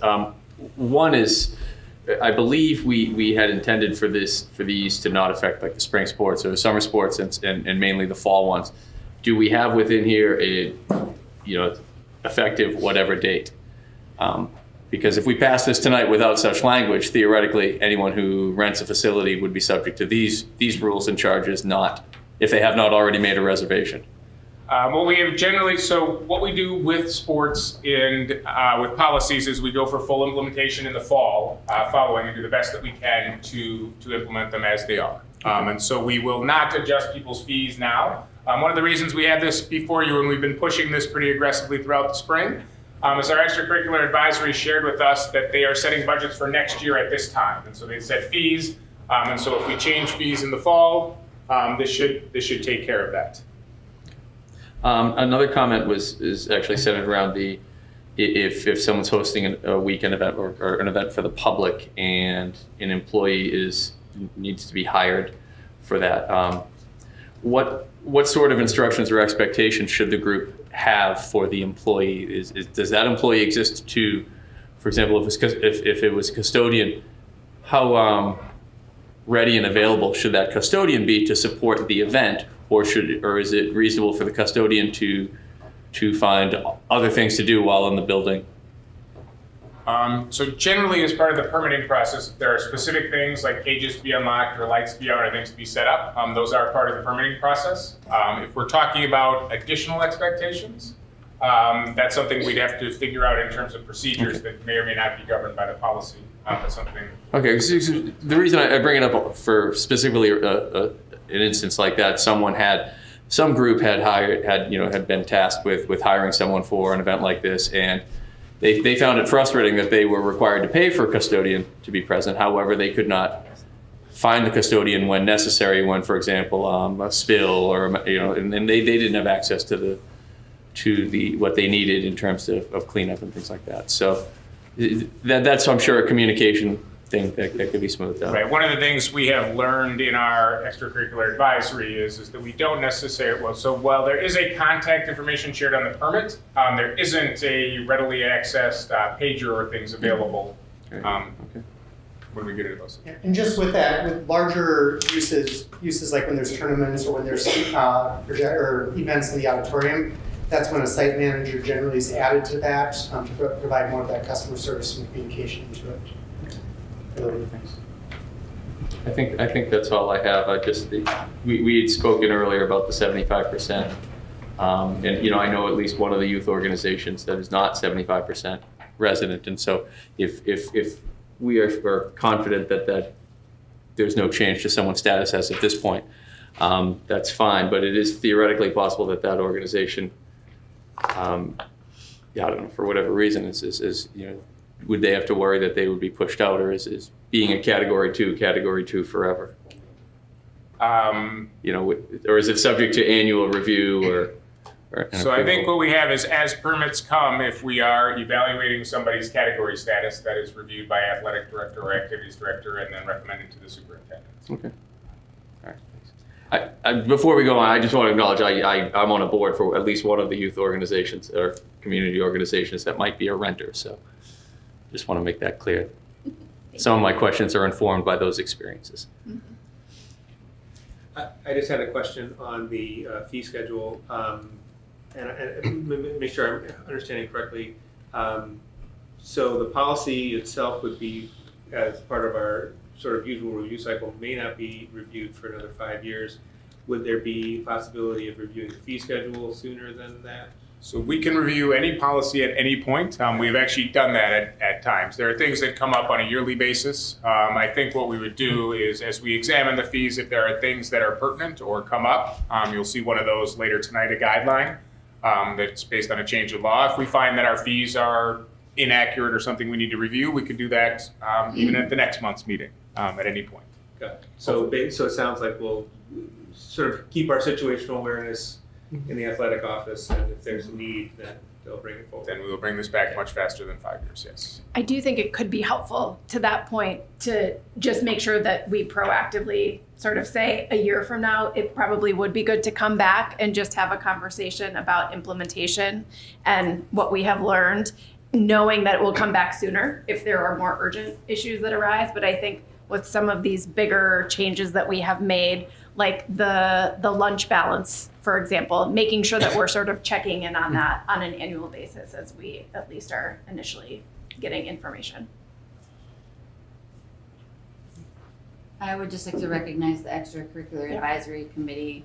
I know that you attended one of those meetings too, and they really did put a lot of effort into this, into trying to make it as user-friendly and functional and good for the district, but good for all the people that use our facilities as well. And I don't know if you want to mention about they are going to actually have a couple of flyers or sheets that they can post, but that people can also look at, that are very simplified version of the parts of the policy that affect directly the people using it, rather than having to wade through a policy with certain legal wording.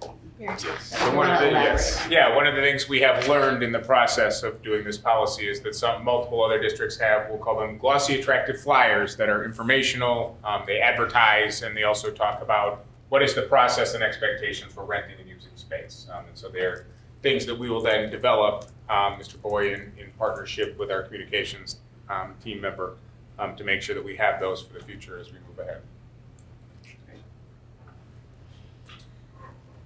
I will move that we approve the policy as presented. I'll second.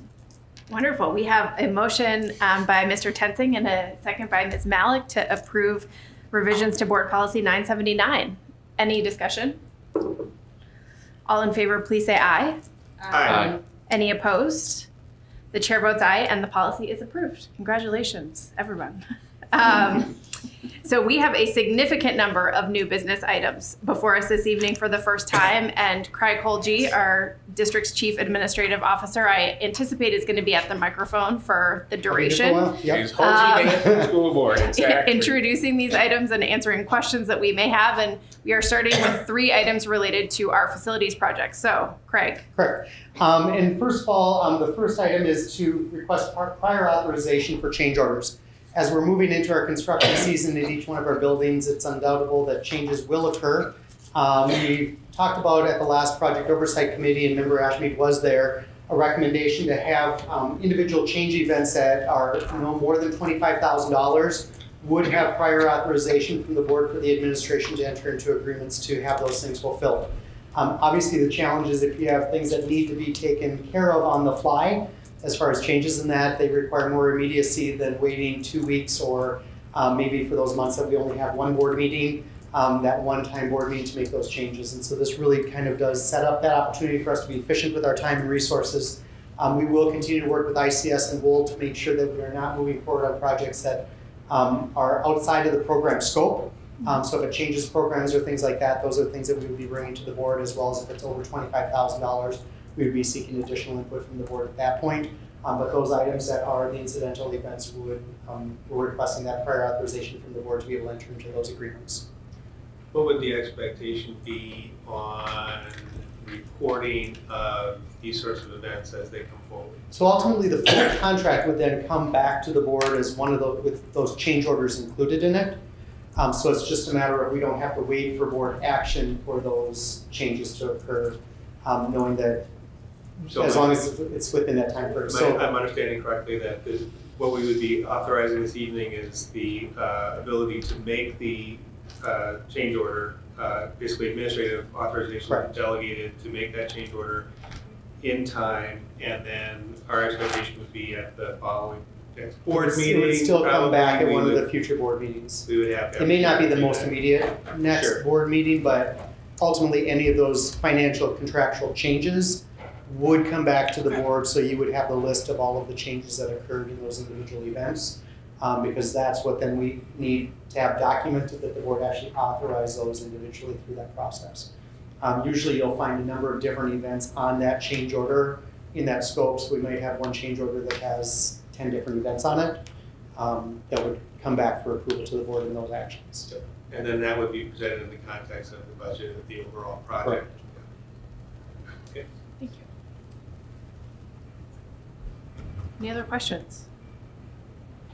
Not, we could entertain a motion to approve the authorization. I'll move the item as presented. I will second. So a motion by Mr. Paulus and a second by Mr. Tensing. Any discussion?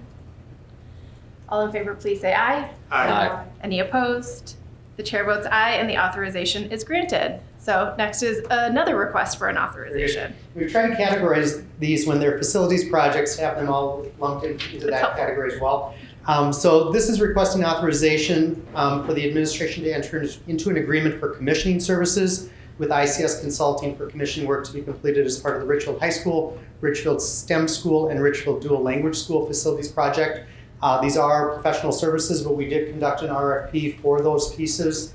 Also, in full disclosure, that ICS was one of the organizations that was responding to that request because they provide these services.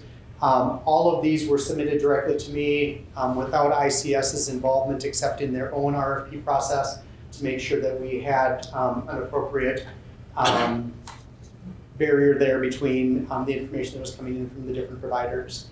So this is a scope that is required as part of the project for anything that is over $1,400,000 in total project cost for mechanical systems. They basically look at the design work around those mechanical systems to make sure that they are set up to operate the way that they're supposed to. And then at the end, they go back and verify that those mechanical systems are actually operating the way that they were designed to operate. So this is for the 3 projects that are up right now and are moving forward in that project. Included in your information are the other respondents. IEA, which is also another one of our partners that does some of this commissioning work, responded to that with $198,000. And then KFI was the third one that responded with $392,500. You see, as we did with some of the other projects that we bid out, that there's some people that'll take it if they get the right price. These 2 were much more in line with what we were anticipating. So with that, we're asking for authorization to enter into that agreement with ICS for those purposes. Craig, just to clarify, were these fees considered within the original budget? Yes. And we should expect another one for Centennial and Sheridan once they are underway? We'll expect another one for Centennial, Sheridan in the middle school as well as Central. Okay. So we'll be adding into this. As we move forward, we'll likely do a review of pricing at that point.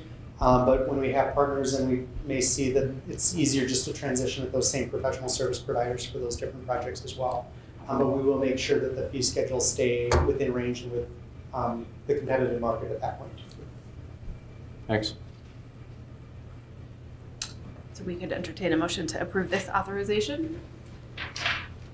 So moved. Second. Motion by Mr. Paulus and a second by Mr. Tensing. Any discussion? All in favor, please say aye. Aye. Any opposed? The chair votes aye and the authorization is granted. And lastly on this front is an insurance related. Yep. When we were under construction, we're required to have some additional insurance to cover the construction costs as well as the increased liability for some of the work that's being done on site. We worked with Dolph Insurance and Todd Oz, our insurance consultant in this area, to seek proposals and have selected Hanover to provide that service. Hanover does provide the rest of our property casualty liability insurance, so it helps streamline that process of review. And if something does evolve, that project or that insurance purchase is expected to be $94,000. I just lost the amount.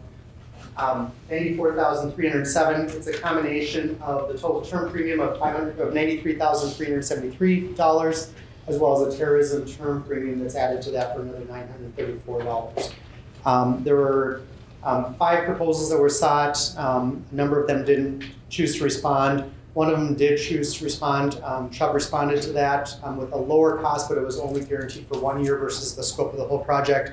And having this set within the scope of what we had projected is causing us to recommend this moving forward at Hanover Insurance at this rate. Okay, so the request is to approve authorization to purchase a policy for builders risk insurance. I'll move the item as presented. Second. We have a motion to approve the authorization by Mr. Paulus and a second by Ms. Cole. Any discussion? All in favor, please say aye. Aye. Any opposed?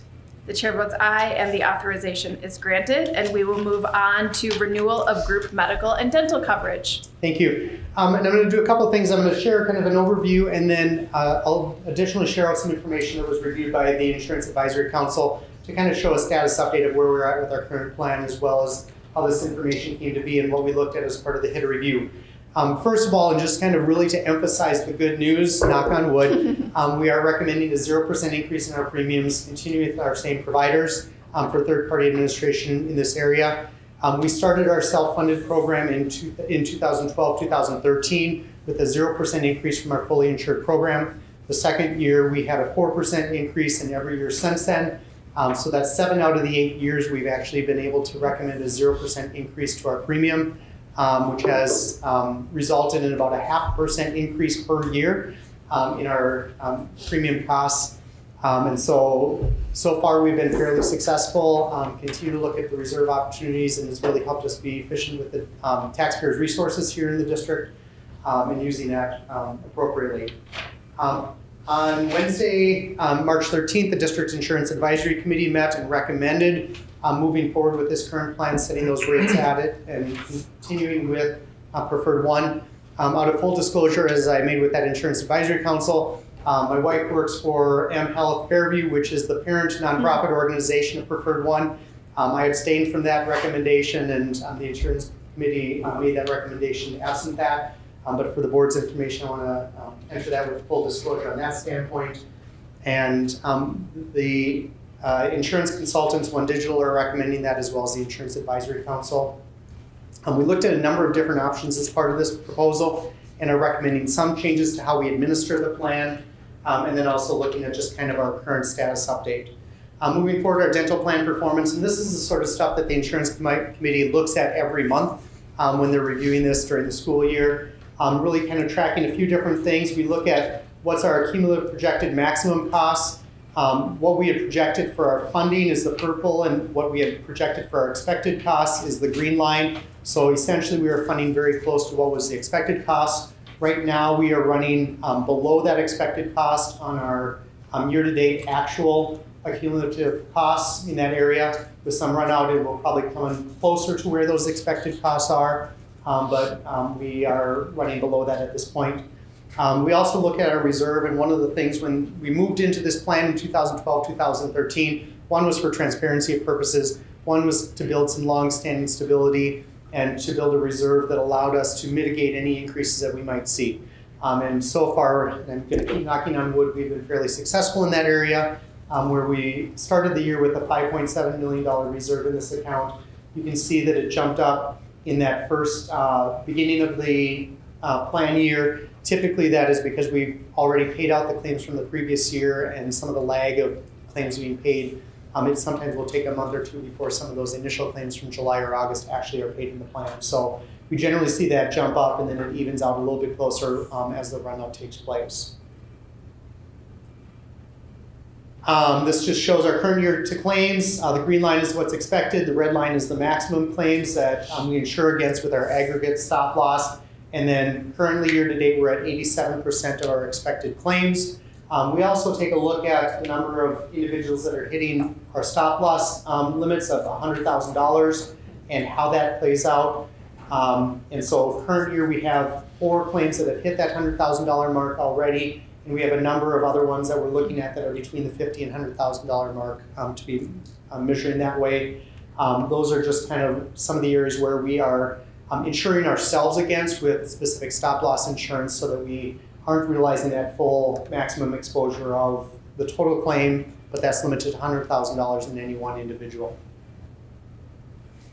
Enrollment is up slightly this year. Claims year to date are up slightly. About a 6% trend is what we're seeing in the claims per employee. And then just kind of, that's another factor that we're looking at to see, is that increase in claims similar to our changes in enrollment, and how does that change? Relatively consistent in those areas. We also look at where we're spending money in our plan. One of the nice things is we can track this area. Professional services is one of the areas that we want to see more claims because that tends to mean individuals are going in for physicals or routine matters that aren't significant impacting. We want to see decreases in hospital inpatient. That means that there's less likely those higher claims that are requiring the hospital inpatient services. And then pharmacy is something that a number of districts are looking at specifically, and how do we mitigate some of those changes in pharmaceutical costs. But that is something that we're seeing kind of within that trend as well. And then dental plan performance. We're dealing with much smaller dollars in this area, but again, we're running fairly consistent between our plan year-to-date costs and our plan year-to-date funding. Funding essentially what our claims are in this area. We started the year with $120,000 in reserve. We're ending projected right now to have a total estimated reserve of $132,000. We'll likely grow a little bit more before the end of the year, but that's running about 3 months of annualized expenditures. So about 25% reserve is what we're looking at, and that would be appropriate for that area. And we'll come back to this when we talk about the renewal. And then dental plan performance, same sort of thing. Our claims has been relatively flat, even though our subscribers has gone up by 5%. When we look at the Health Insurance Transparency Act bid, every 2 years the district is required to go out to bid, following a specific process that's been identified by the state, with an initial bid, an opportunity for a final bid from those providers after a review that the district has had, so that there's one last chance to look at it with any additional questions that the district has. And so we followed that process, and we looked at it one way, one very similar to what we are following as far as plan for our current year. Reference a couple things here. So if we were to administer the plan without rebates, that's without pharmaceutical rebates, and that's how we currently have been doing it, where the third-party administrator, preferred one, is able to recap in any of those rebates paid by pharmaceuticals. Essentially, we saw that enrollment carries flat forward. When we look at that specific stop loss with a $100,000 liability, that came in where current specific premium is $503,000. Preferred one increased that slightly to $519,000 with their bid. Health Partners set their specific stop loss at $645,000, and One Digital takes a look at it and identifies what they think that recommendation would be, and the $519 is in line with what they would anticipate given our utilization. The aggregate premium is that which funds at our maximum of $25,000 or 25% of our expected claims. That's our total exposure. So if we kind of blew everything out and didn't have a lot of people hitting that specific stop loss, what is that risk? That insurance, and this has been since our 12-13 years, been $10,000 from Preferred One. Health Partners set that individually depending on single or family. Their premium came in at $27,000, and then One Digital was looking at the $10,000 factor. When we look next at the administrative costs, these are also part of those fixed costs that no matter what our claims are, we know that these are going to be expected costs. Our current TPA fee is $21.50. Health Partners, or Preferred One, on their final came in at $20, with them receiving the rebates. Health Partners set theirs at a lower rate of $14.83, with a few different factors as far as some additional costs with some of the reimbursements there. And then One Digital's recommendation in that area. With the annual administration costs, you can see that Preferred One came in at $191,000. Health Partners came in at $170,000. So there we saw a slight change in our total annual fixed cost, going from $716,000. I can't even remember this, read this in front of me because my glasses are on right now. $716,000 currently to $720,000 with Preferred One, or $843,000 with Health Partners. Those are the things that we know are going to be our costs moving forward in that way. So a slight increase with Preferred One and a little bit larger increase when we factor in that stop loss insurance. Then we take a look at the expected claims. Our expected claims currently are $6.6 million. Both One Digital, Health Partners, and really preferred one all came in relatively close with what our expected claims are set, within about $150,000 of each other. So our expected claims of $6.1 million is a reduction from what our current expected claims are. That shows where we're currently running about 87% and then factored in an 8% trend rate on those claims of current expenditures. So with that, we see where our maximum annual claims are set, our expected annual claims, and then when we combine that with our expected grand total costs, we see that there's a 7% reduction in preferred one, there's a 3% reduction in health partners, and then One Digital's analysis has about a 5% reduction in our grand total cost for expected. When we look at our current claim funding, we see what that changes, and then the maximum grand total costs are still within range. So with that, when we're looking at the apples to apples, the preferred one comes in as the most financially sound in that area. We then also did take a look at it with the rebates where the district receives it. This is all consistent information as far as stop loss insurance. The administration services changed from the $20 up to $43, and with health partners at $14 goes up to $46 per plan for the administration. Relatively similar with some of the other administrative costs. Expected claims are going to be very consistent. What we see is that the estimated annual prescription rebates, however, are projected to be $224,283 with preferred one, $307,000 with health partners. And so when we factor that in, we see that taking in the rebates, we would stand to save $58,000 over not taking the rebates with preferred one, $47,000 difference with health partners. So with that, the recommendation is to move to that rebate, receiving the rebates. It's not a set amount, but it's what's projected. We're also using an analytic tool to help guide that. And part of this plan also includes a DQ analysis, which is built into preferred one's claims and is separated out here. So that does an audit of the pharmaceuticals with the pharmacy benefit manager to make sure that the pharmaceuticals are being used appropriately, that the rebates are being received and kind of audited through that process. So that recommendation is moving forward with that rebate section tied in with it. Any questions on that much?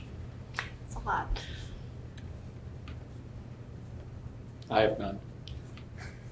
Um, I work in this. He works here and he's had the fortune of sitting in the I've been at insurance the insurance I was just going to meetings. say, I very much trust your judgment as well as yours. And just to reiterate, this was a unanimous with you abstaining vote to endorse this plan. Correct. Great, thank you. And the one other piece, a number of other districts are doing the same thing with their pharmaceuticals.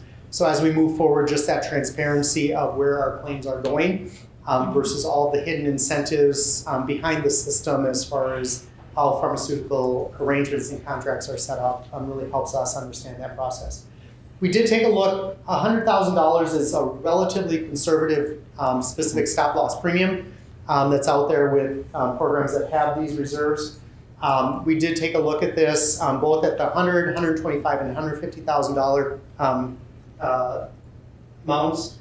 And essentially we looked at all 3 years, and the $100,000 when we know our total premium and then how it would have paid out for benefits, the $100,000 plan still is the most advantageous to the district based on the last 3 years trend in that area. So from $1.5 million over 3 years to $1.7 million to $1.8 million when we look at how the claims would have been processed with those different liability plans.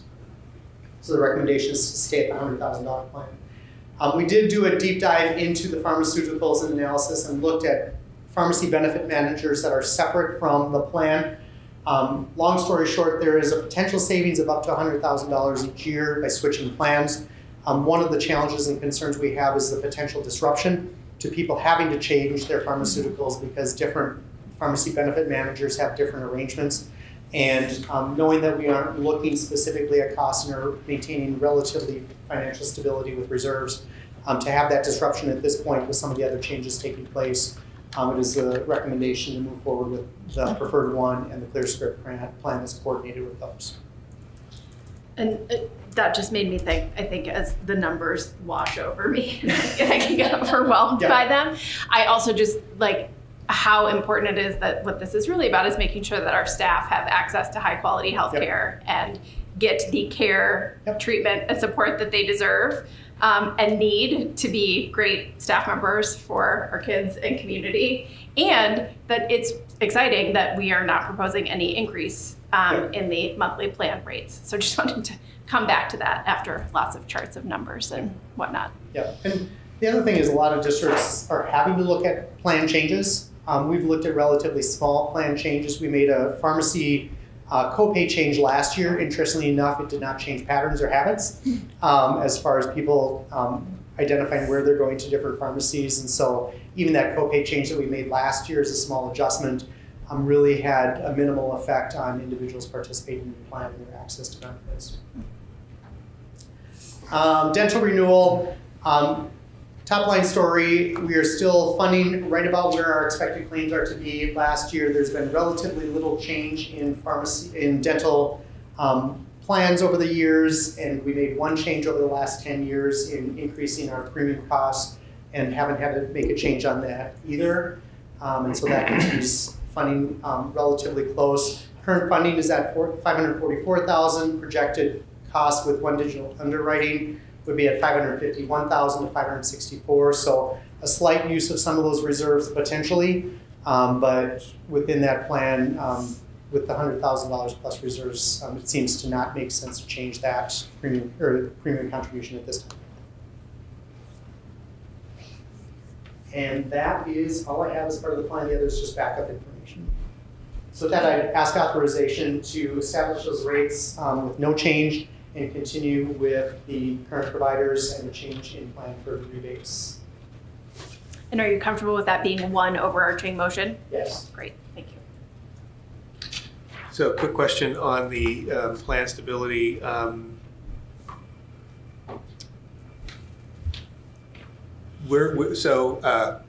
I going to ask this question? I guess what I'm driving at is the provider network. Since we're working through Preferred One as sort of the vendor for the plan, right, or the plan administrator, does that network get set by Preferred One, and that can be changed with or without our involvement, or how does that work?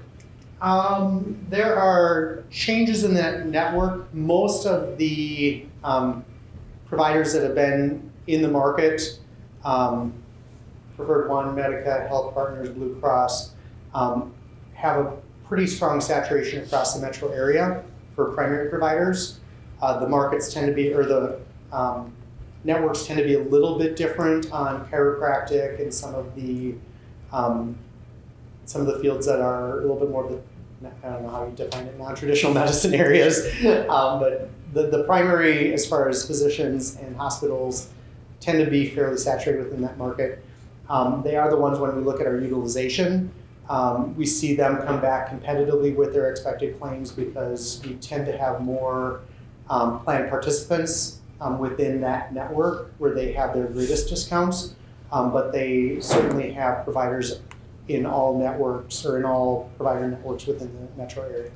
Got it. As far as the discounted rates and those different components. Yeah. Got it. So it sounds like it really isn't probably a question that bears too much on our decision. It's just more just kind of informational for understanding what the lived experience would be of our employees as they're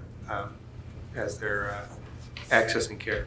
So, okay, no, that's good. I mean, it sounds like what we're saying is that in this marketplace, our employees pretty much are having their choice of provider within kind of the traditional health systems that exist in the market.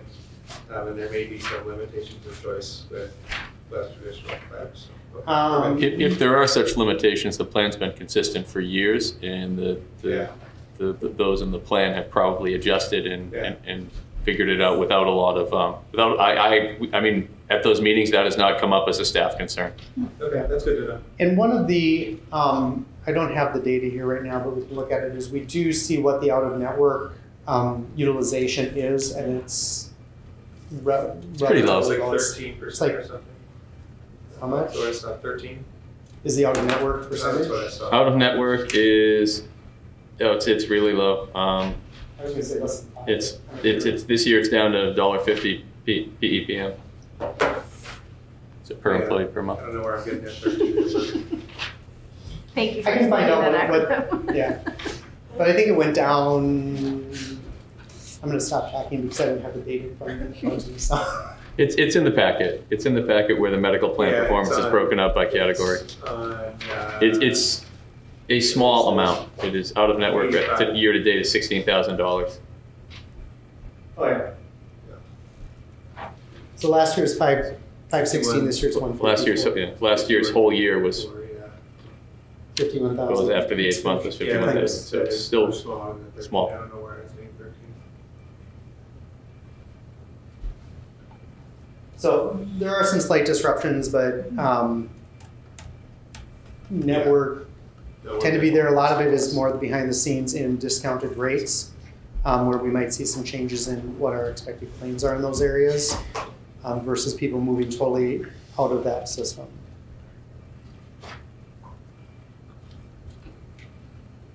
Any other questions? It looks like you're. I will move the approval of the renewal as proposed.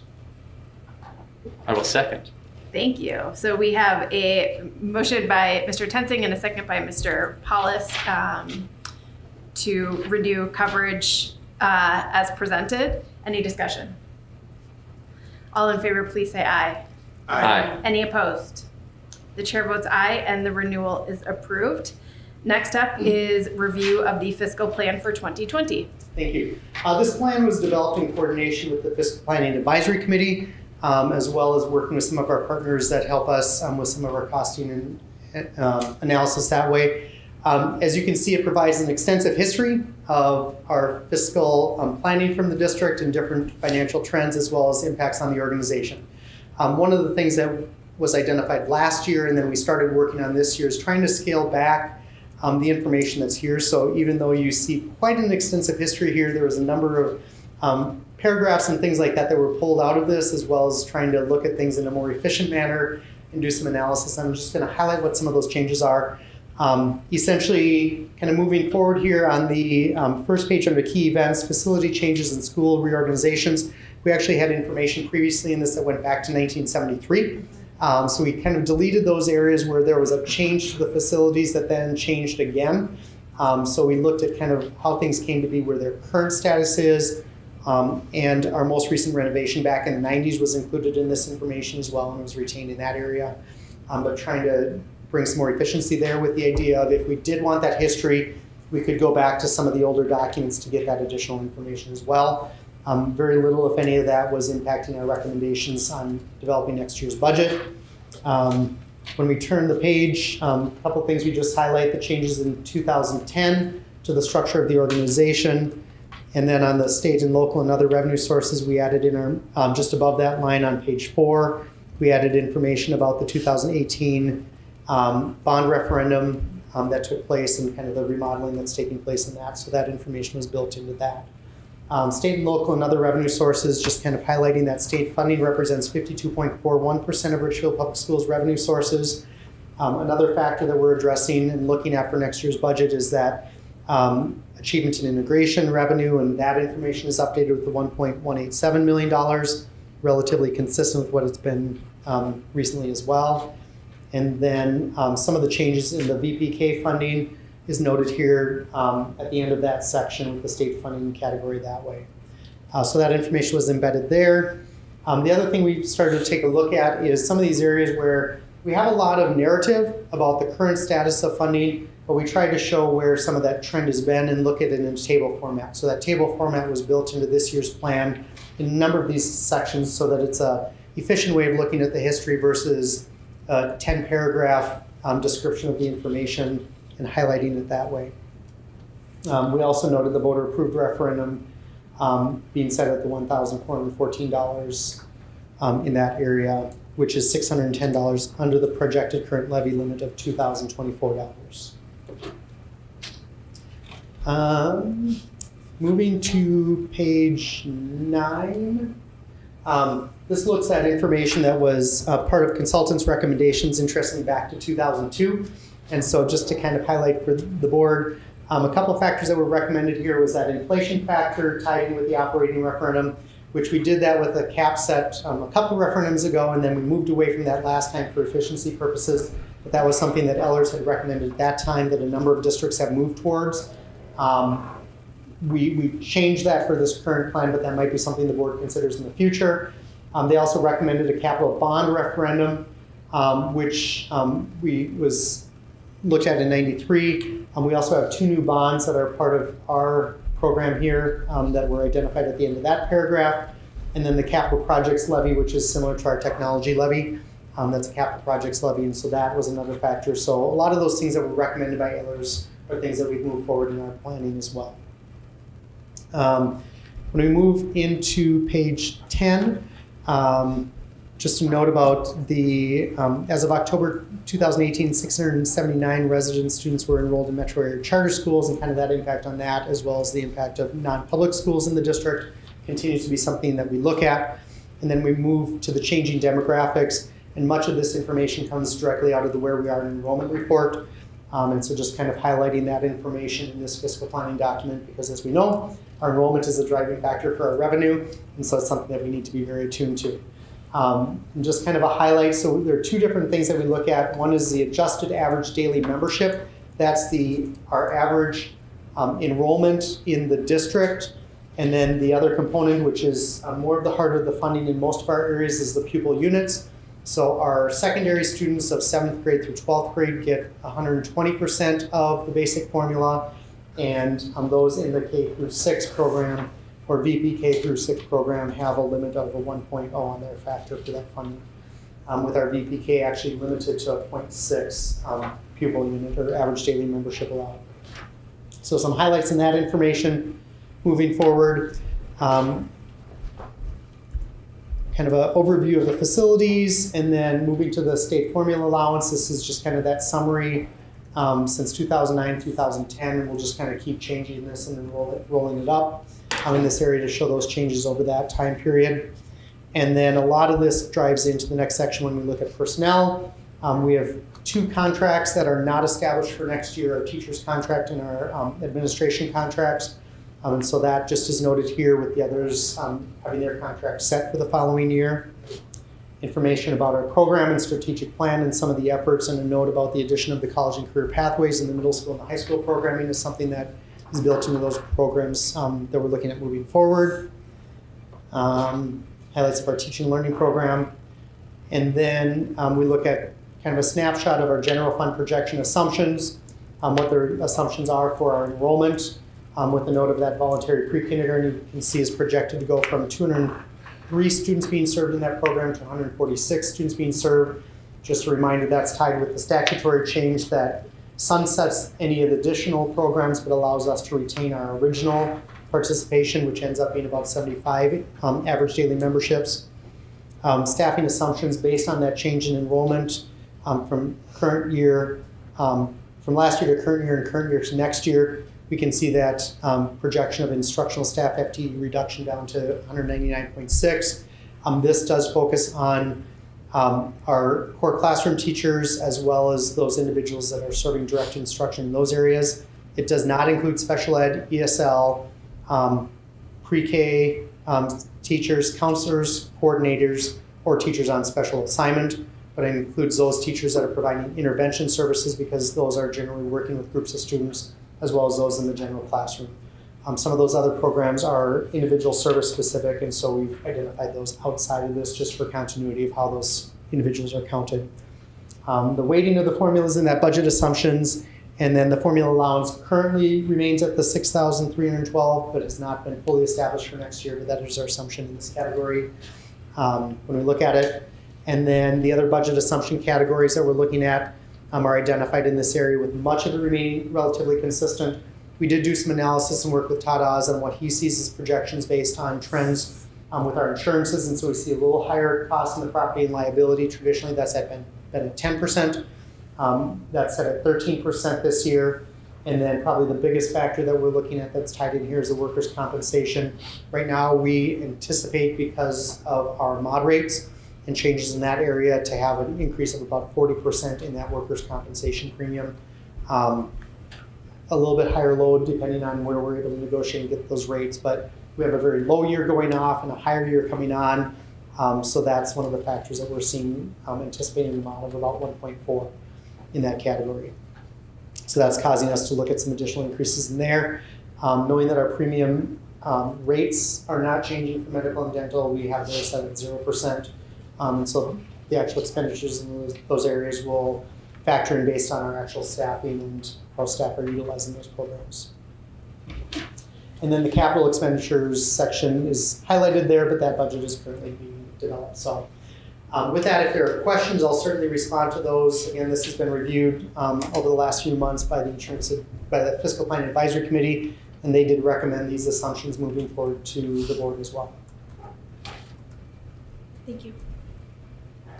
And I know we have board members who are part of the fiscal planning advisory groups. I don't know if there's anything that you would like to share about conversations that have been had related to this, just in addition to what Mr. Holge has shared with us.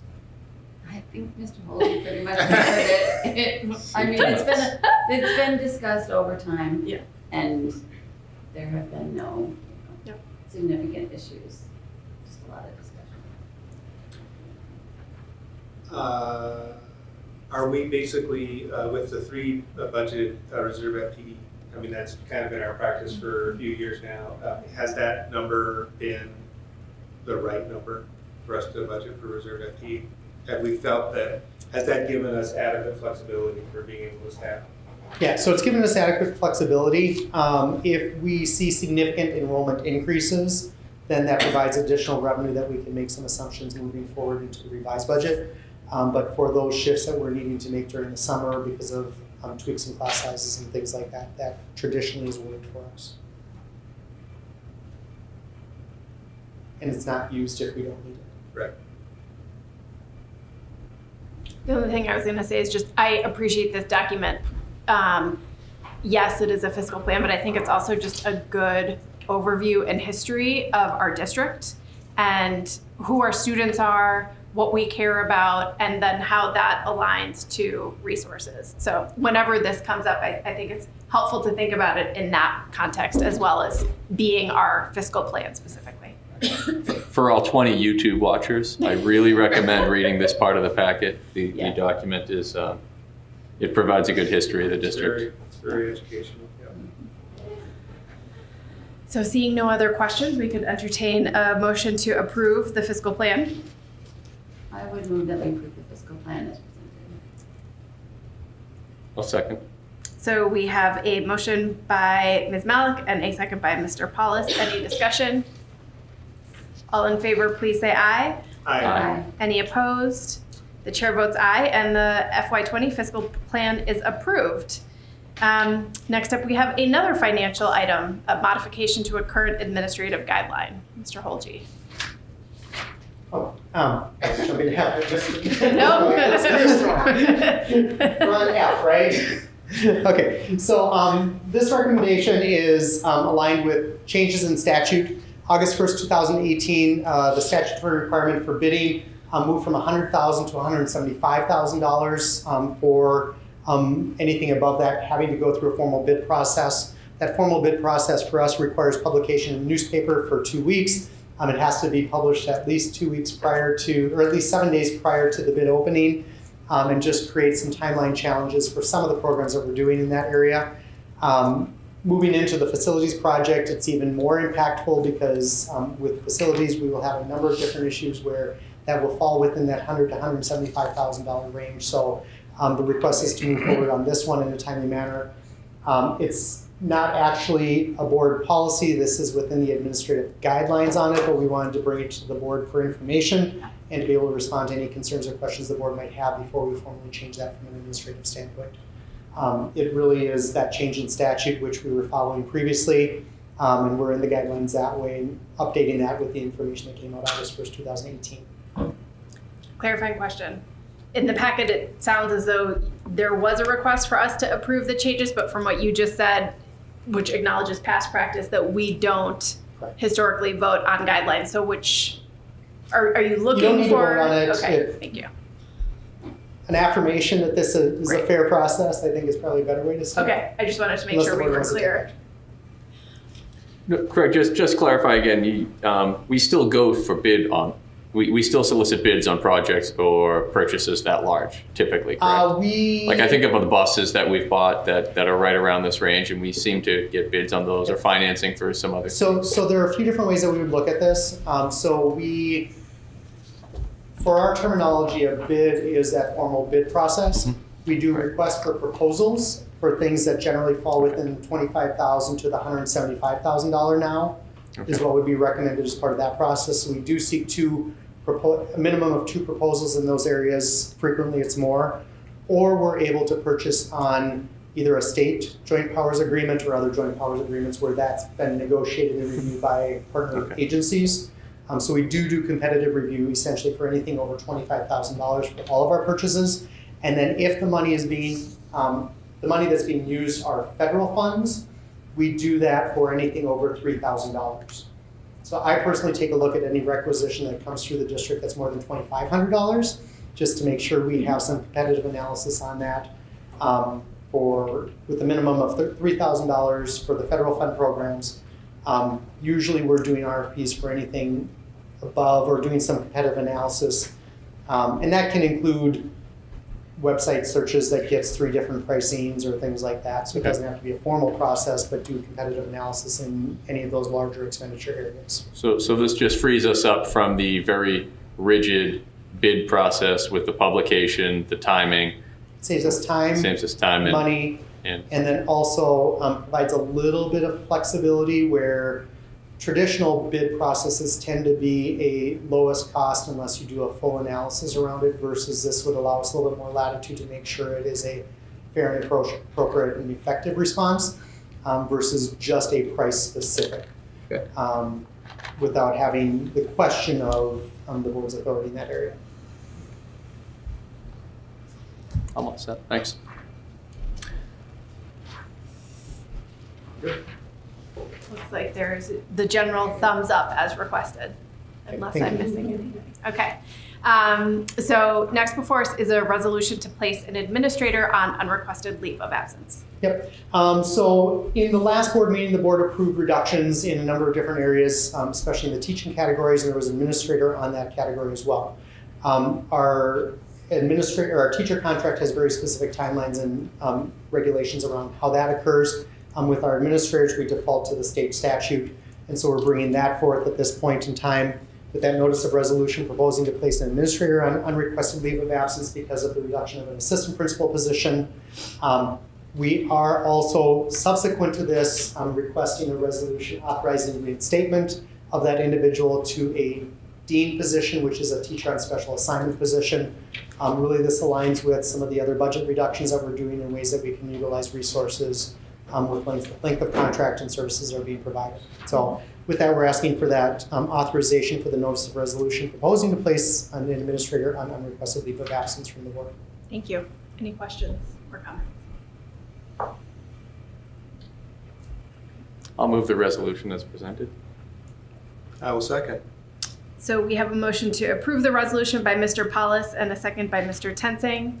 Any discussion? As this is a resolution, I will poll the board. Cole? Aye. Tensing? Aye. Malik? Aye. Paulus? Aye. The chair votes aye, and the resolution is approved. And as Mr. Holge alluded to, immediately following, we have a related resolution. And then the next resolution is authorizing a notice of resolution, authorizing reinstatement, and approving the attached resolution that the following teacher position is effective at the beginning of the 2019-20 school year for dean of students, that based on licensure, the administrator that was placed on unrequested leave is reinstated into this position, and that you're directing the administration to notify Ms. Lloyd Smith of her right to this position. Thank you. Questions or comments? I'll move the resolution as presented. So we have a motion to approve the resolution by Mr. Tensing and a second by Ms. Cole. Any discussion?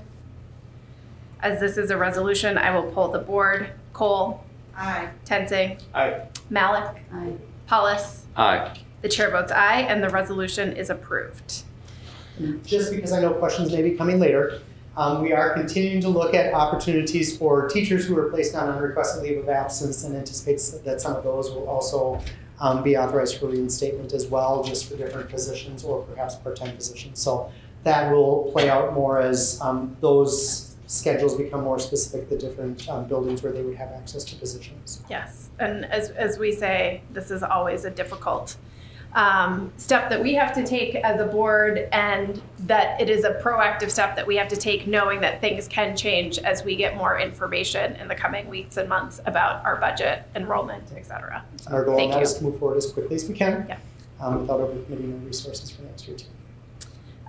So next is a request to appoint further as administrator, and Mr. Holgi, I will turn it Just back keep over going. to you. Brenda's been waiting patiently here because she and the HR team are doing a lot of legwork on the behind the scenes work on this. So I just kind of want to acknowledge that team that has been working hard. We had been with Corporate Health Services as our VIVA and Flex Spending administrator since prior to when I came. They've gone through a couple organizational changes, moving from Corporate Health was purchased by One Digital, and then One Digital spun off their Viva and Flex administration services and billing services to another organization, PlanSource. We thought this would be a great time for us to take a look at services that are being provided, as well as the cost of those services, and do a RFP for those services as well. With that, we are moving forward with the recommendation to appoint further as administrator of the District's Voluntary Employee Benefits Association and Flexible Spending Account Administration for the district. You can see within the package there's some of the analysis that's done there. It is a little bit more expensive than our current provider of PlanSource, but we believe that the services that are provided will be more timely and really help address some of the concerns to make sure that our staff are getting the services through this program and are able to access their benefits in the most timely way. So that recommendation is to move forward with further as the VIVA and HRA administrator and Flex Spending Account administrator for the district. Thank you. Comments or questions, or a motion to authorize that agreement? I would move authorization of the agreement. I'll second. So we have a motion by Ms. Malik and a second by Mr. Paulus. Any discussion? All in favor, please say aye. Aye. Any opposed? The chair votes aye, and the approval and authorization is granted. Next request, Mr. Holgi. So now that you approved the change to further, I can ask you to approve the change from our trustee for our Viva program from Trust Point to Matrix Trust. Matrix Trust has a partnership with Further and can be efficient in that operations, and they are the trust provider that Further uses for most of their benefits. We anticipate that there won't be any change to the program cost for this, but we'll just help partner that trustee administration and services provided that way. So with this, we're asking that the board appoint Matrix Trust Company as trustee for the district's Voluntary Employee Beneficiary Association effective July 1, 2019, and remove Trust Point from the appointment and authorize the administration to enter into agreements to secure these services and to transfer funds from Trust Point to Matrix Trust as appropriate. Thank you. I will move the change in trustee as recommended. I'll second. So a motion by Mr. Tenzing and a second by Mr. Paulus. Any discussion? All in favor, please say aye. Aye. Any opposed? The chair votes aye, and the approval and authorization is granted. Okay, we're getting close. We are, and more exciting news. And this is mostly a sharing event, but an opportunity for the board to officially accept the grant provided by Hennepin County for tree planting. One of the things Hennepin County has offered up is a tree planting grant where schools can apply for funds to help replace trees that have died off or had to be cut down for different purposes. With some of the things that have been happening in this area in Richfield's community, and some of the trees that we have either had to trim or had to take down, this is an opportunity for us to replace some of those and kind of rehabitat our space with those areas. We're partnering on this with our construction projects so that they won't interfere at the same time as initiating this planting as soon as possible. One of the things just to note, and as kudos to our facilities and transportation team, that wrote this grant. Hennepin County, when they awarded it, they said this is exactly the way we want schools to have written these grants, and this is exactly the information that we're looking at. So they were very supportive of that and encouraged us to look at future grant opportunities as well as part of this program. So as we move forward, we hopefully will have future opportunities in this area as well. That is wonderful to hear. Thank you for sharing that. You said that the Sheridan Hills is the site that is predominantly affected. Did I hear that correctly? I did not say that. Oh, I'm not sure which site these are at. Sorry. Yeah, I was looking in there and I didn't see anything about that. I hallucinated that. I don't remember Might be where it's exhaustion at. setting in. Okay. It's the full grant amount is $5,000 for trees and planting services that will be provided. And I do not know exactly which sites it will be at. All right. I will move that we accept and approve this grant. Sounds like it will be a very good thing for our grounds. I'll second. So we have a motion by Mr. Tensing and a second by Mr. Paulus. Any discussion? All in favor, please say aye. Aye. Any opposed? The chair votes aye, and the very exciting grant is accepted. Thank you. And again, I want to give kudos to, obviously individuals throughout the district are looking for additional resources to do some of this great work that helps support our environment. Dan Kressinger and his team really worked hard to get that set up, and now it means more work for them, but more work that's for the good of the organization. So, and I think this is my final item for this evening before we move on to the last one.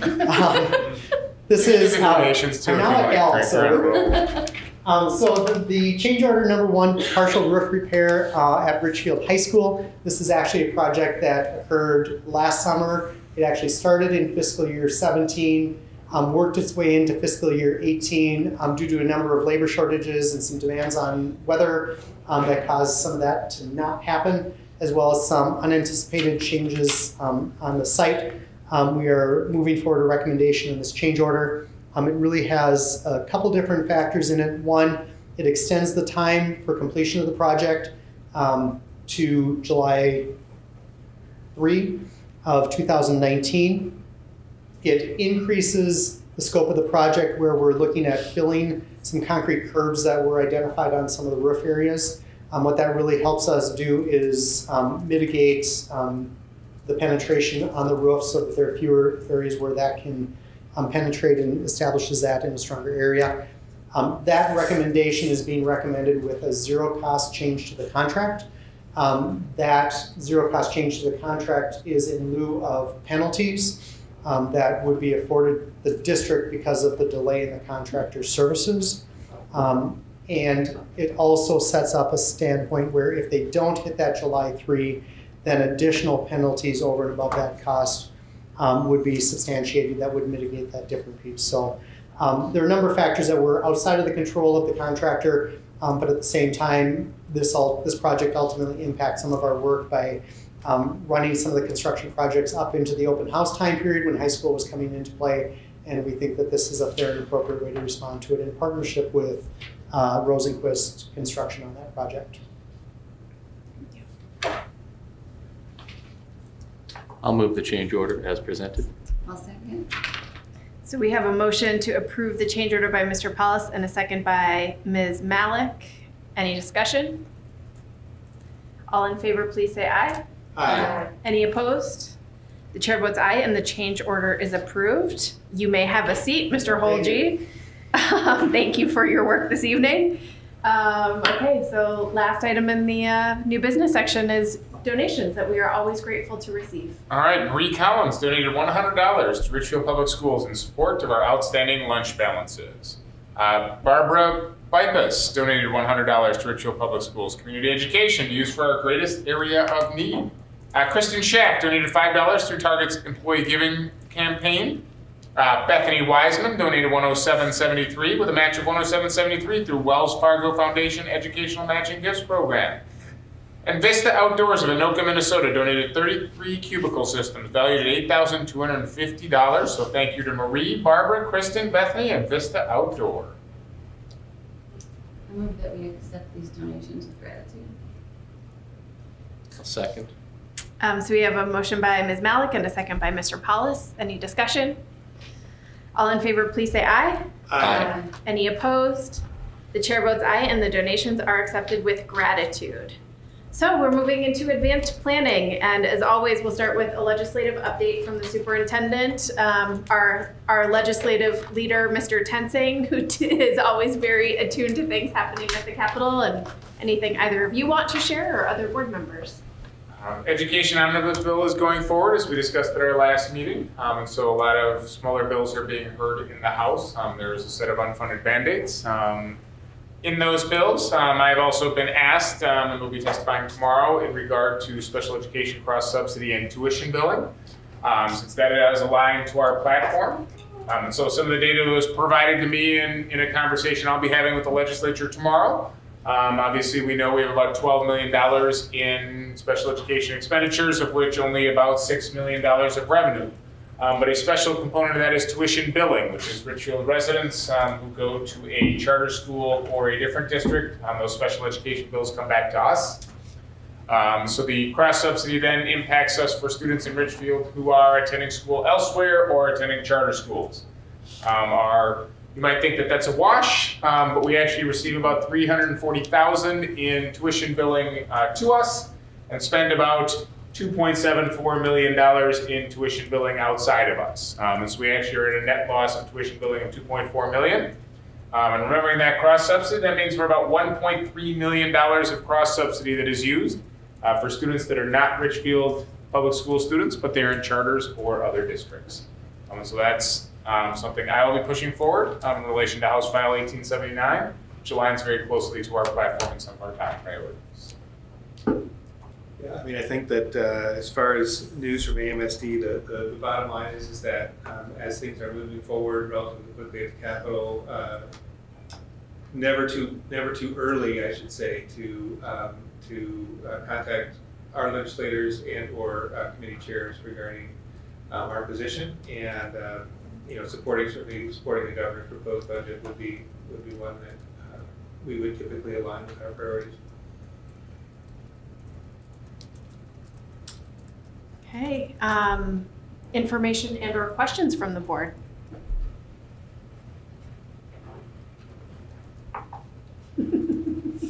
We're all talked out.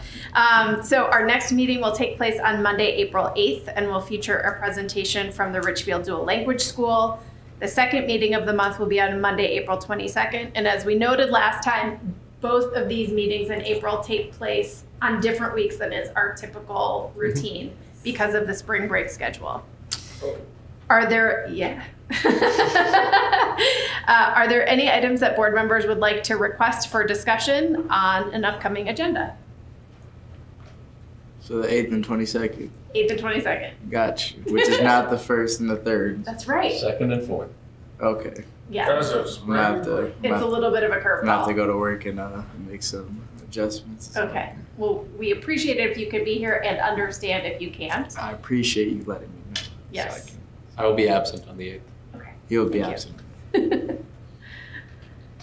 absent. The one thing I was thinking about is just our interest in having ongoing communication with our city partners, and that we have a new city council. And I know some of our city elected leaders were able to attend the study session we had with legislators, but I felt like that was mostly focused on things happening sort of at that state level. And so just wondering if it is time to potentially set up a city council and city staff specific study session sometime in the coming month or two.